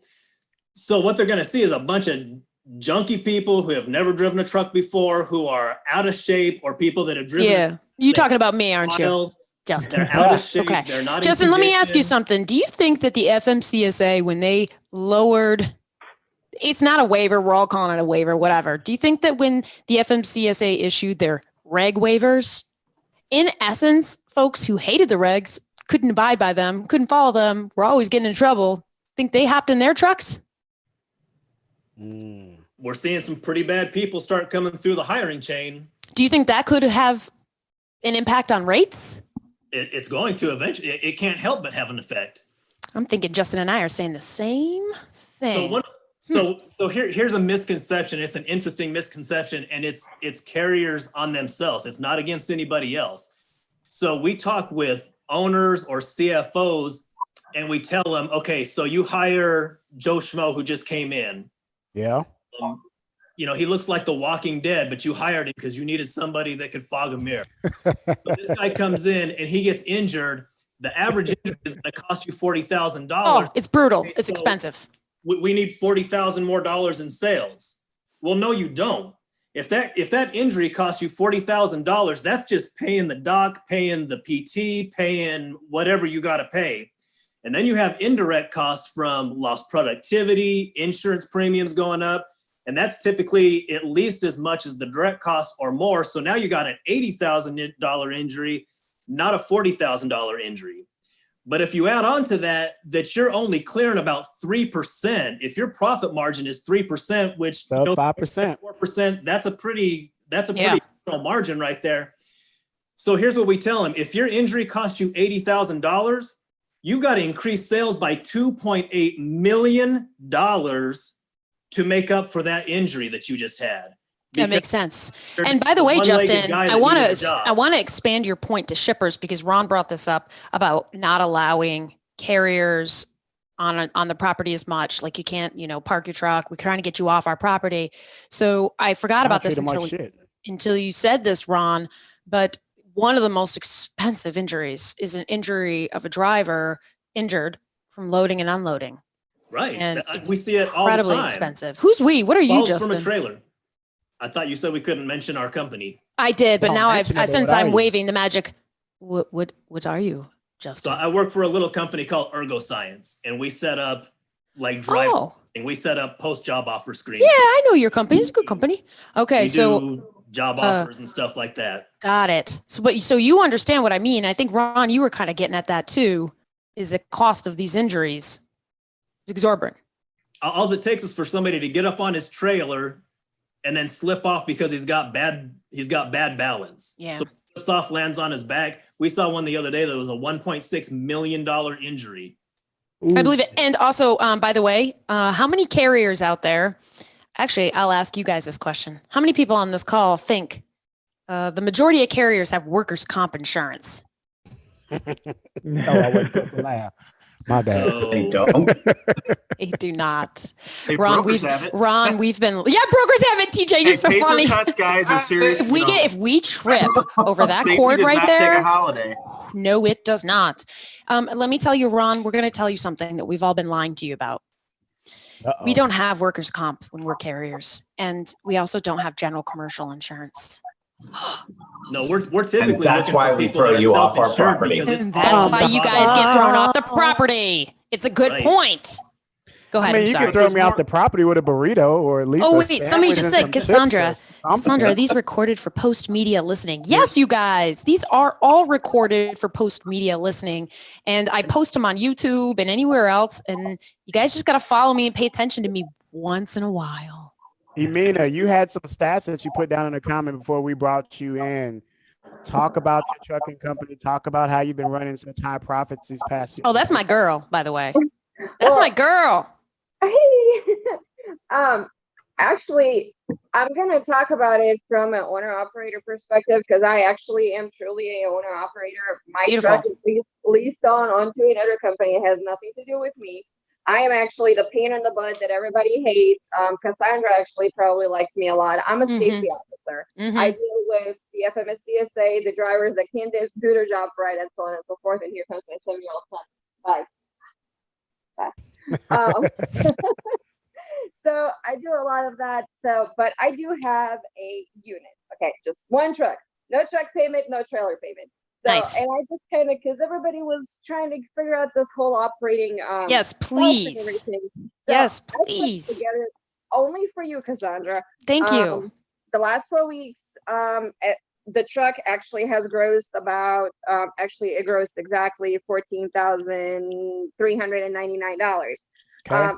After my overhead expenses, so my fuel, my driver, my percentage that I pay to the company for dispatching, my insurance rental, and then I replaced my trailer that I had. So I have actually a trailer payment on it. I'm purchasing that one. My truck had actually came out net, like after you deduct all of that, came out to $5,404 and whole 27 cents. Now, please subtract off of that $2,700 that my husband paid for parts and fixed it. He actually has a big repair shop here in Missouri. Oh, you're lucky. So yeah, I've had the pleasure of, throughout my 17 years of experience, I've been a dispatcher for 2 years, went home crying every night, hated owner operators. And that's how I ended up in safety. I was at one of the local agents here at Lane. Why'd you hate owner operators? Oh my God, they're so difficult. They're so difficult. Very difficult. Why? They are very difficult people to deal with because, and I see why, because I'm an owner operator now to a certain point. Yes, they have a certain expense that they figure themselves out, but going back to where I started 17 years ago when I started at the company where my dad was driving, and he actually he is an old school trucker. He has been driving for 20 something years. And he says, as long as you have, after all your expenses, overall overhead profit of at least $1 for each mile that you made, you're good. Right now, I can't go off of that model because I have somebody else driving my truck. When you have So yours is a little bit more, right? Yep. Quite a bit more, probably. Well, actually, your profit goes down when you have somebody else operating your unit. So my profit should be somewhere around 60 cents a mile, no matter what. Okay, that is so helpful. So remind me again your average per mile cost that I need to remember in my head. So it was like $1 something, right? You said. Yeah. Can we clarify what kind of trailer is she talking about for the cost per mile? That's a good call. you know what? I'm a really no thrill girl, so no thrill means a very boring 2019 food grade dry van trailer. Okay. Nothing fancy, no reefer, none of that. Because with a reefer, you know your insurance wouldn't be able Yeah. to do, you know, $700. Yeah, and you a better be month, ready and for it's those cargo probably- claims too. Woo! Exactly. So what'd she say it was? $1 what? I mean, that was $1 something. Generally, the rule, where my dad had always taught me, so that you're fair to everybody, should be $1 a mile for each mile you make, your empty and your loaded miles after your fuel. Okay, after all empty your and loaded. Yes. Profit? Okay. Cost. And right? that's generally Thank you. generally sustainable even when you have your rates. Well, obviously not the rates we're in right now, but again, I have a master's degree in supply chain and management, so I know where we're going with this. We all can blame each other as much as we want. It comes down to supply and demand eventually. But like in the general state of trucking, where you have your normal rates, not your inflation rates of 2018, no, your regular rates, you should be able to profit $1 a mile, no matter what. See, and there we got the cost of a truck right there first time. That's what behind me before was a Peterbilt dealership, because that's where I had to go to just figure out what the cost of a truck is going to be. What was it? Everybody wanted to, I wasn't able to go in. You guys brought me on too soon. Oh, sorry. But no problem. We'll get to it tomorrow. But you know, you look at it, everybody wanted to say it, but nobody was actually coming out and making it that valuable by showing us what it is, because it does depend on the truck and it depends on the driver, right? It depends on the owner operator. I mean, I've had guys that, you know, they want that Kenworth with the side stacks and the chrome all the way around, and they just went on a good load, so they went and bought the chrome mirrors, right? Their And they put the grill on. profitability. Yeah, and then they want to bitch at you because they're not making enough money. But the Jeep they Exactly. just bought sitting at home, and they've been home for a couple of weeks, and so it's just it does depend on you know, are you driving a Volvo or a Kenworth? I mean, it I comes do down- remember Ingrid saying last week that a lot of drivers have a high cost of living and they have toys and all sorts of other things. They want to have the badass think truck that- going down the road sometimes. I think a lot of it depends on what's the driver actually hauling. Because yeah, I was just gonna say that. I mean, we don't chase or solicit drive-in freight. I mean, it's got a low cost of entry to pull in it for the trailer. I'm not talking about the tractors, I'm talking about the trailers. It's a lower cost of entry to doing it. And we go into the specialized freight. This is a photo I took on my last trip. That's actually a flatbed load of bees, live bees. Nice. really? I guarantee you that guy's making some big money. Like buzz bees. Yes, like the honeybee. Wow. Yep. Yeah, and so I think that there's the guys and girls that pull specialized freight or flatbed freight or something like that. Some of the folks last year that I talked to were clearing $200,000 and more in their take-home income for pulling different kinds of work. I don't think there's a lot of money in drive-in. I don't chase drive-in because you know what, Chandler, too, from a brokerage perspective, drive-in's a lot easier, too. oh, you can dumb down a drive-in for brokering it. So much easier. So simple. And you can throw that shit up on load boards and all sorts of things. Hey, Ron, have you had any experience with load boards? Other than they absolutely infuriate me. Post and pray model doesn't do it for you. No, because actually I watched about 8% of my guaranteed freight disappear in June of 2014 because of load boards. And it's for a company that Cassandra used to work for. When Cassandra got involved, there were no more thefts. It disappeared. There were it no was more bad. disappearing. Yeah, I'm not a fan. But I thought in that during that time period, we all learned our lesson with load boards, and load boards were more for like, if you're a broker posting stuff on load boards, I thought it was more, you were kind of newer broker, kind of a little bit desperate. I mean, it's You weren't Craigslist. building relationships. It's I mean, a it could be- Craigslist of freight. Yeah. Or it's cheap shit and you want to see who's going to haul it and you don't care. Yep. So Thomas Smiley just said, drive van is too easy. I want the reefer volume partials where you have to worry about temperature. That makes it fun. It does. But also there are brokers out there who are dabbling in food and don't know what the fuck they're doing. Yes. No, brokers and carriers. There are carriers who are dabbling in that too. How do you No, feel food about is that, not Ron? to be messed around. You will lose your shirt. Specialized stuff, you get the guys with the pride too. I mean, like flatbed drivers. I remember we had a flatbed lane. We were going consistent. It was down. They went to rail with it for a little bit, and we had like $6 a mile going to the East Coast with dry vans. And I'm telling these guys, just come down here and grab a dry van and go. I ain't touching no dry van. You know, that might be stuff. Isn't I that ain't doing funny? that. You know, and it's just, I mean, they could go make a ton of money just while this, little interim here. No, they won't do it. And there's and you know what? There are brokers, at least from my experience, who specialize. They have to specialize in dry and flatbed. Because they have to know how to sell it. They have to know how to work it. And brokers who are newer and only do dry van are a little afraid of the flatbed folks. Mm-hmm. Yeah. Isn't that cool? They're very scared of it. But dry van is going to be the first commodity that's going to be Uberized. And if you don't think Uber's a threat, you're missing the point, because they've been in business for years and never made a profit. That's the threat. It's not these small brokers. It's the Uber that's coming out there. Mm-hmm. They're tearing up all the restaurants, and that's a different topic. But that's the concern. That's why I don't want to be into dry van. Yeah, I don't blame you. And Chandler is not just the Ubers, by the way. It's also the private equity VC funding that's pushing and behind some of these brokers and tech companies so that they can go for the revenue numbers. Don't worry about profit. It's amazing, dirty little secret. If you go look on DAP postings, how many digital freight brokers are posting there? Out there. Isn't that? I yell at my clients when they call me and they're like, do I have to get broker authority if I do this, and this? And I'm like, are you making appointments? Are you soliciting freight? Yes. Then you have to get a license. Okay, sorry. Go ahead. I got another rant for the produce haulers. I'm disgusted that the shippers and the receivers put the lumper fees on the truck driver. And I wish Ingrid would be back for that, because no one really talks about that, is the lumper fees for unloading. Sometimes you Why is that on the driver? What's that? Okay, first of all, who's arranging for the lumpers? They're already at the receiver, and Ingrid can probably give us expertise on this, but they're already at the receivers, and some of them are $60, some of them are $30, and some are $150 in cash right then and there. We got EFS checks. I mean, that's what we always did. Yeah, I didn't know that, Chandler. I actually thought the brokers would just take care of it. No, it gets pushed back.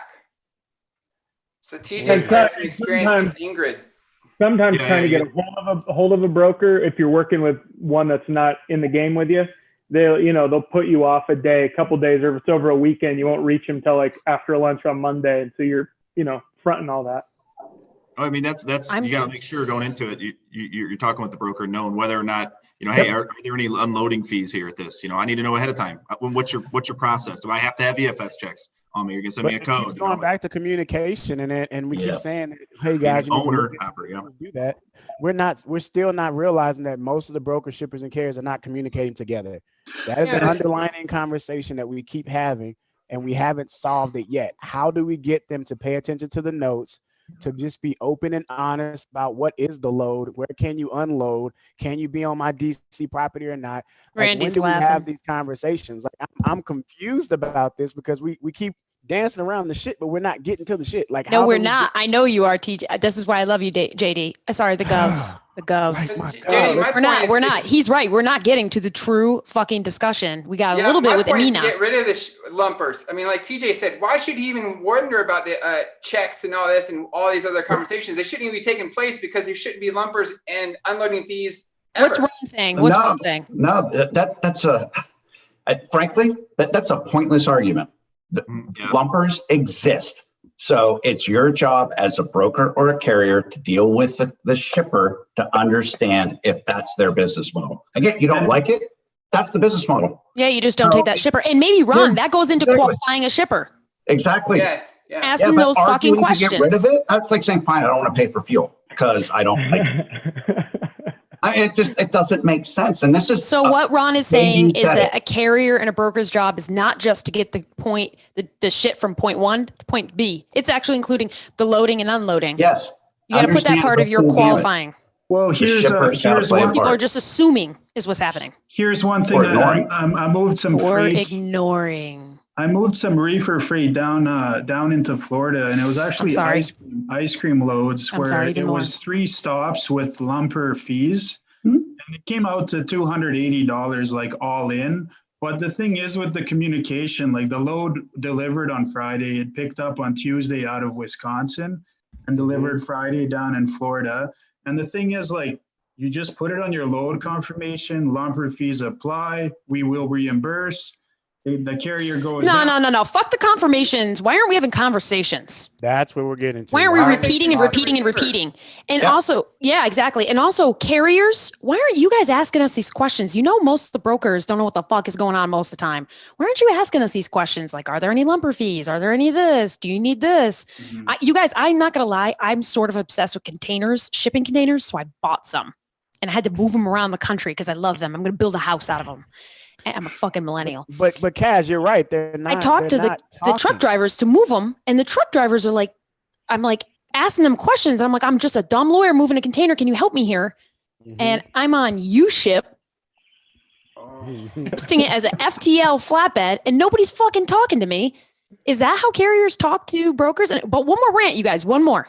I don't think they talk at all. I don't think so either. I did this experiment one time, carriers, where I called a bunch of carriers listed on 411. I just fucking called them. And has anybody done that? Anybody had to source a carrier off carrier 411? Ingrid knows where I'm going with this. Type in the number, do you call them? Yep. And this is the phone conversation. It sounds exactly like this. I'm like, hello? Yeah. Hello? Is this Cassandra Trucking? Did I just call Yeah, this is Cassandra Trucking. Throw some Doritos in the background because they're eating some Doritos. No shit, they're fucking eating. And I'm like, okay, well, I needed to move. Well, how much are you paying? And I was like, I just needed, how much are you going to pay? Good chat. If I'm lucky, they even fucking pick up the phone. Okay, I'm done. I agree.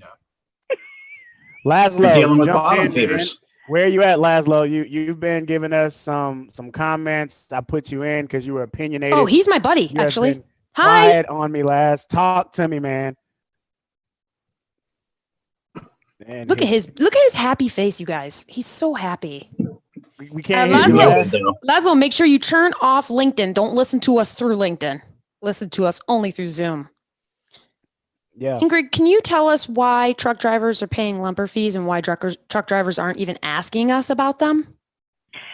We've been paying them forever. What? How did I not know this? Forever. The brokers I worked for fucking pay them.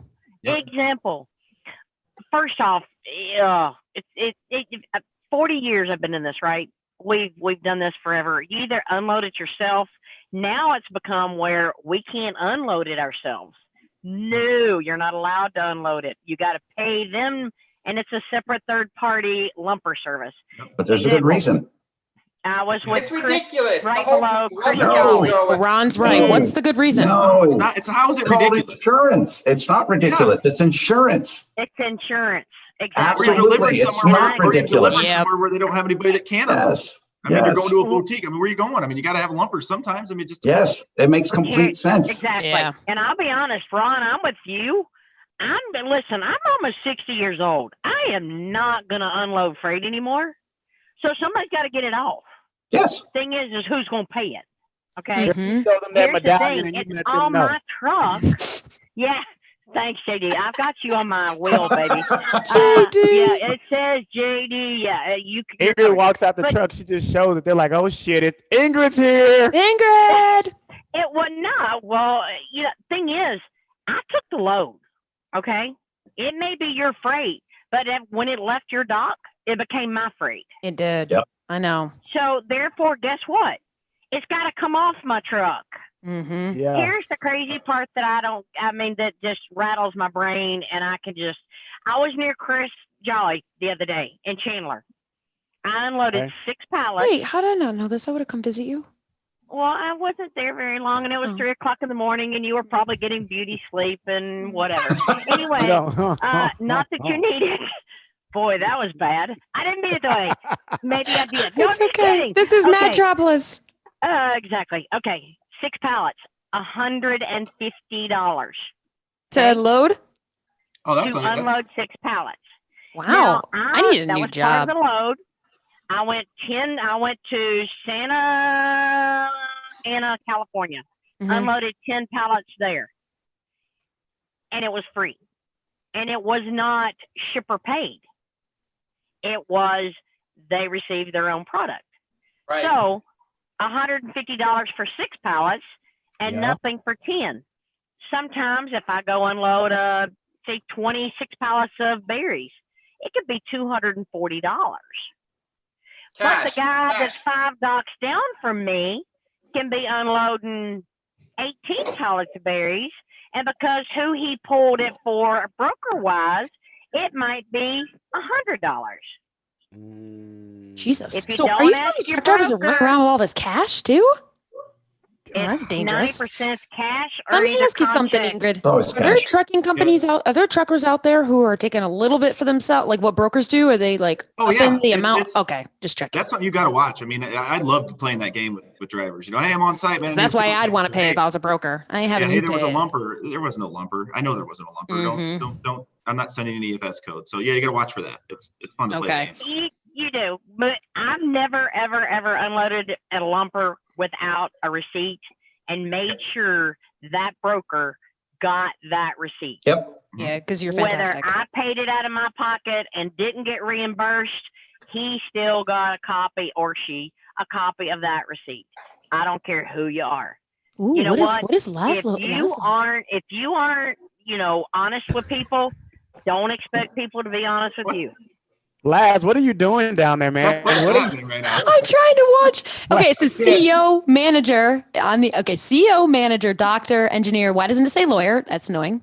And then it says freight broker. Unicorn, baby. Hey, listen, people want to figure out what's going on in the industry.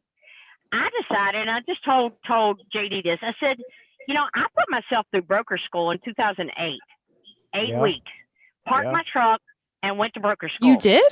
And you know why? Why? I don't want to be a broker. Y'all, hell no. Y'all can have that. No. Yeah, it looks like a very tough job. No. I wanted to know what you were doing. I wanted to know Smart what woman. you knew. That's how I am. You know what? If I don't educate myself in what you're doing, then I should shut my mouth and not say a word. Haven't you guys has anybody ever wondered why a lawyer tends to know a lot about operations and sales and know a lot? Because all you gotta do is read shit. You think this shit is in writing? Please tell me where it is. Tell me where it is. That was good. No, guys, sometimes you gotta say things to see. You guys, know that any chance JD gets, he's like this.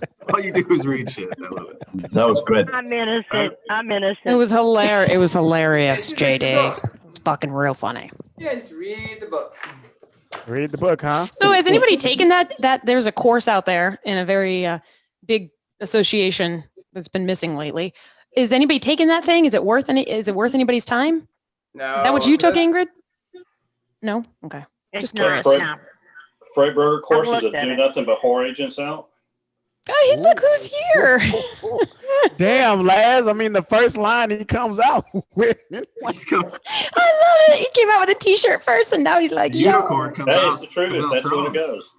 But So- I kind of what Ingrid did, like I mentioned, the best thing that I did for myself, one thing I do disagree with needing seat time to be a good broker, but I think what you do need to do is know the cost of the truck. So what I did when I left a big 4-letter brokerage, I actually went out and I was gonna start a carrier till I found out what it costs. Yeah.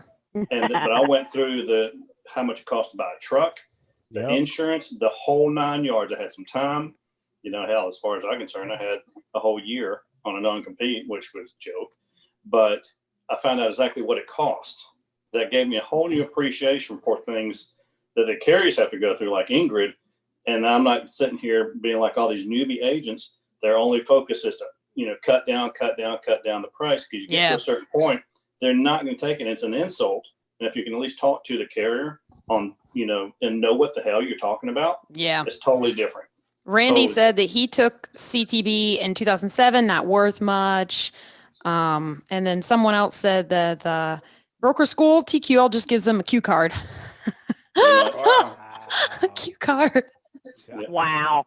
I'm gonna get myself That's in like trouble. getting a TWIC card to haul pigs and cows for me. Right. Ingrid, you're getting a lot of love on these comments, just so you know, girl. Well, thank Loving you. it. But I'm gonna be honest, guys. I mean, we're having a semi good conversation, but we're not answering. No. No, I agree. And the question truly is, and that's why Ron is still on. That's why TJ's still on. Laz is on. Ingrid is on. We're needing Chandler's to on. find the best way. Chandler's on. Brandon's on. My bad. Forgot about Chandler over there. I We are didn't think I was adding value. No, we just got to figure out what is the best means of educating our people, our industry. How do we spread this? Everyone can't do what Ingrid did with the 8-week class. And TJ, he has that mentality where he's going to figure out everything surrounding him so he can always have that best answer. I know Chandler's the same. He's a researcher. We're all those nerds, but even the folks out there looking and listening right now, they're commenting saying, this is where I'm learning. This is a good educational. How do we give them the understanding of running the cost for all? What were you going to say, Ron? No, I think that the biggest challenge for me as a shipper, I think the thing that's unique about this industry, the transportation industry, is that there are too many people that absolutely celebrate the absolute volatility in freight rates. Yes. Where I can go and look at the share price because I've reported 33% margin for this period, where Ingrid's costs don't change by 33% day over day. Your truck is what your truck is. Your labor is what your labor is. Your maintenance is what your maintenance is, and fuel is variable. And we all know it. And insurance is increasing. It doesn't, but it changes at a rate that when, and I've said it a couple of times, I buy a hell of a lot of different things. I don't see the volatility that I see in freight. And that is an industry, that volatility is celebrated. And until it's celebrated and stops being celebrated, you're not going to get away from it. There are too many times that where tight market, tight assets, everything else, everything skyrockets, folks pat themselves on the back, and then you bitch when it goes low. You can't have it both ways. So I got a good question, because you can contract for a year as a broker or as a shipper. You can contract your rates for LTL. And you do. You can't for truckload, or you don't. Why doesn't anybody? Why is truckload so volatile compared to LTL? But that's they do with shippers. We do RFPs every year, depending on what company you do. I can tell you the top 10 beverage companies when they run their bids, and those are absolutely guaranteed for a year. Full truckload?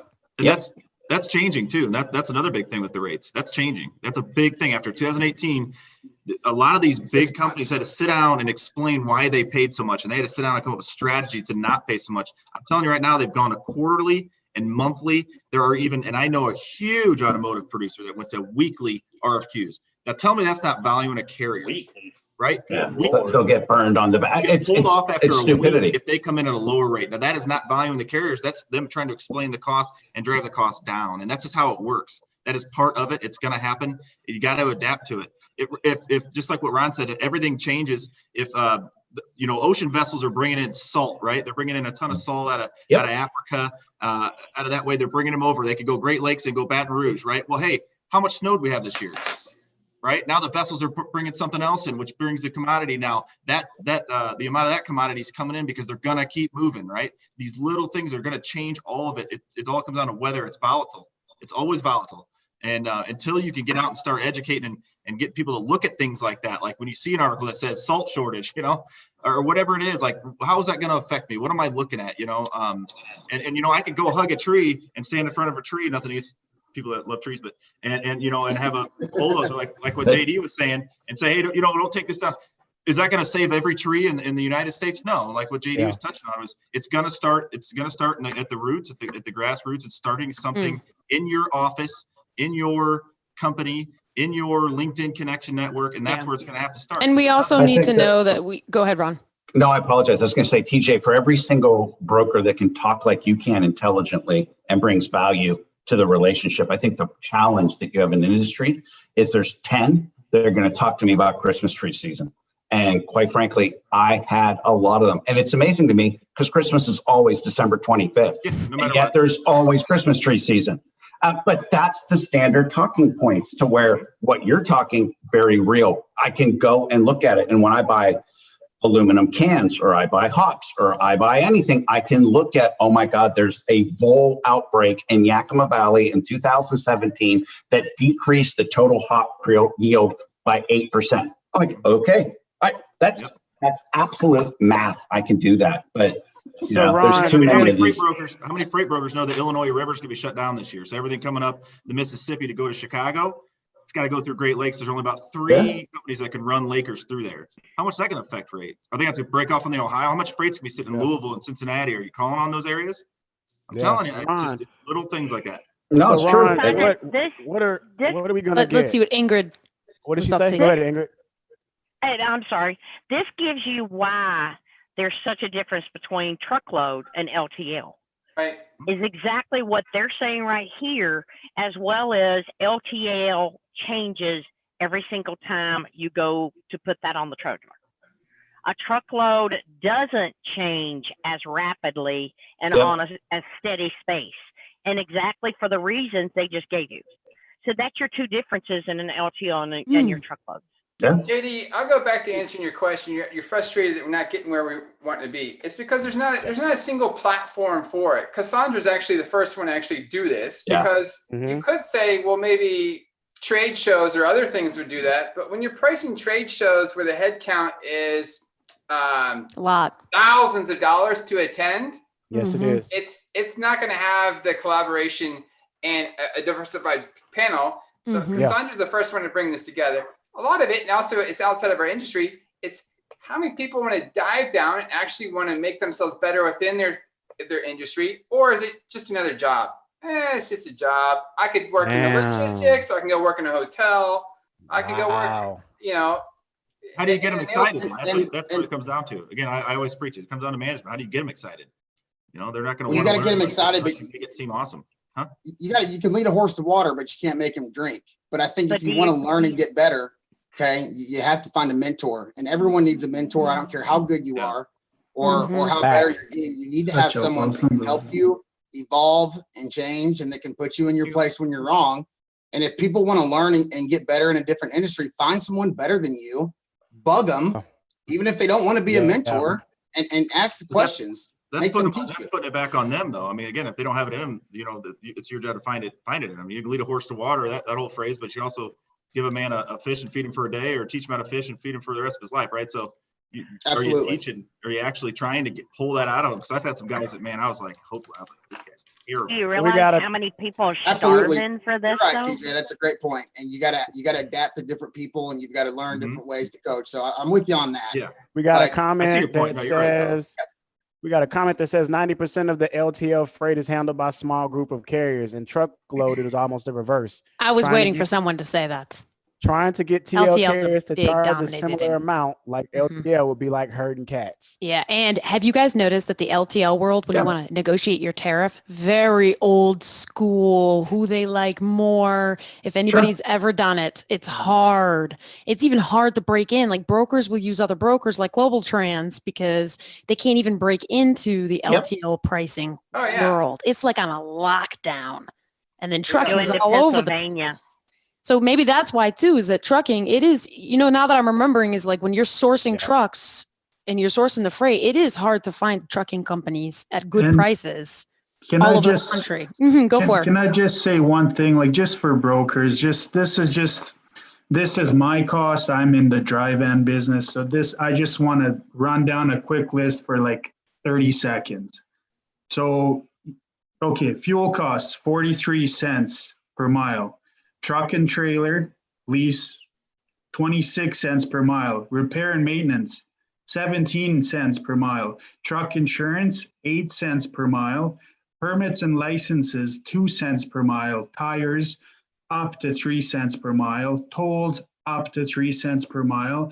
Wages, 55 cents per mile. Benefits, 18. That's $1.82 Canadian, about $1.60 US. $1.60 US. Operating costs. Are you building in maintenance though, and potential? Yeah, that was his potential maintenance of when you do have an engine blown and you got to spend $296,000. So that's the bare minimum. But what else are you building in? Exactly, and that's where I'm getting to. These are the bare minimums to be able to run one unit, and this is just drive-in. Chandler deals with specialized freight. You're talking about removable goosenecks and B trains and Super Bs and whatnot, multiplied by X amount for that kind of equipment. This is just a simple 53-foot 110 by 102 drive-in. Wow. You're at 43 cents a mile right now? Yeah, not right now. Not right now. This is not right now. Exactly. This So that's the big thing is again, people, a lot of people don't talk about costs. Right. They Adjust want to for talk about fuel operating costs. costs right now, but the fuel costs are way down. And the other thing was somebody brought the other day, and we don't want to talk about rates, but No, I just didn't want it to be dominated Right. like we did last time. I don't give a shit about it. contract market, a lot of contract rates are based on a fuel surcharge, right? So the guy that had 1,000 plus fuel in it, which came to $1,500 at one point, now he's only got $1,150 in it because fuel surcharge is down. So that's a big component that goes into it, up and down of the cost of a truck. That's why not everybody come up with a perfect answer right away. And you got IFTA and different state taxes as well. Like I just said, it's about communication. If you have a fuel surcharge, you're going to adjust that, obviously, what your operating costs are. If you have a fuel surcharge from a shipper that's coming in and they say, you know what, right now the current fuel surcharge is 25.5 cents national average. Like as an example, you're going to adjust that. You're going to adjust your price based on if that shipper is offering fuel surcharge or whatever their model is for pricing.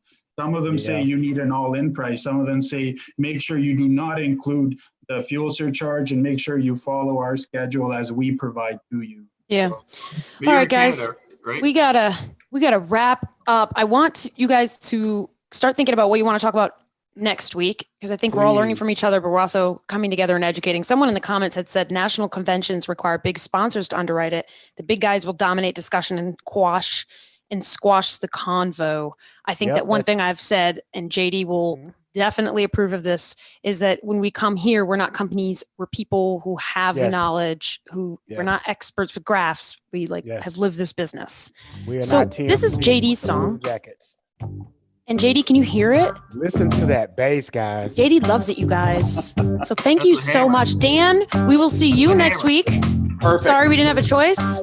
Thank you, guys. I really appreciate it. Ron, Chandler, Ingrid, TJ, Nerfhot, Brandon, thank you. Namaste. Handle it. I like it, TJ.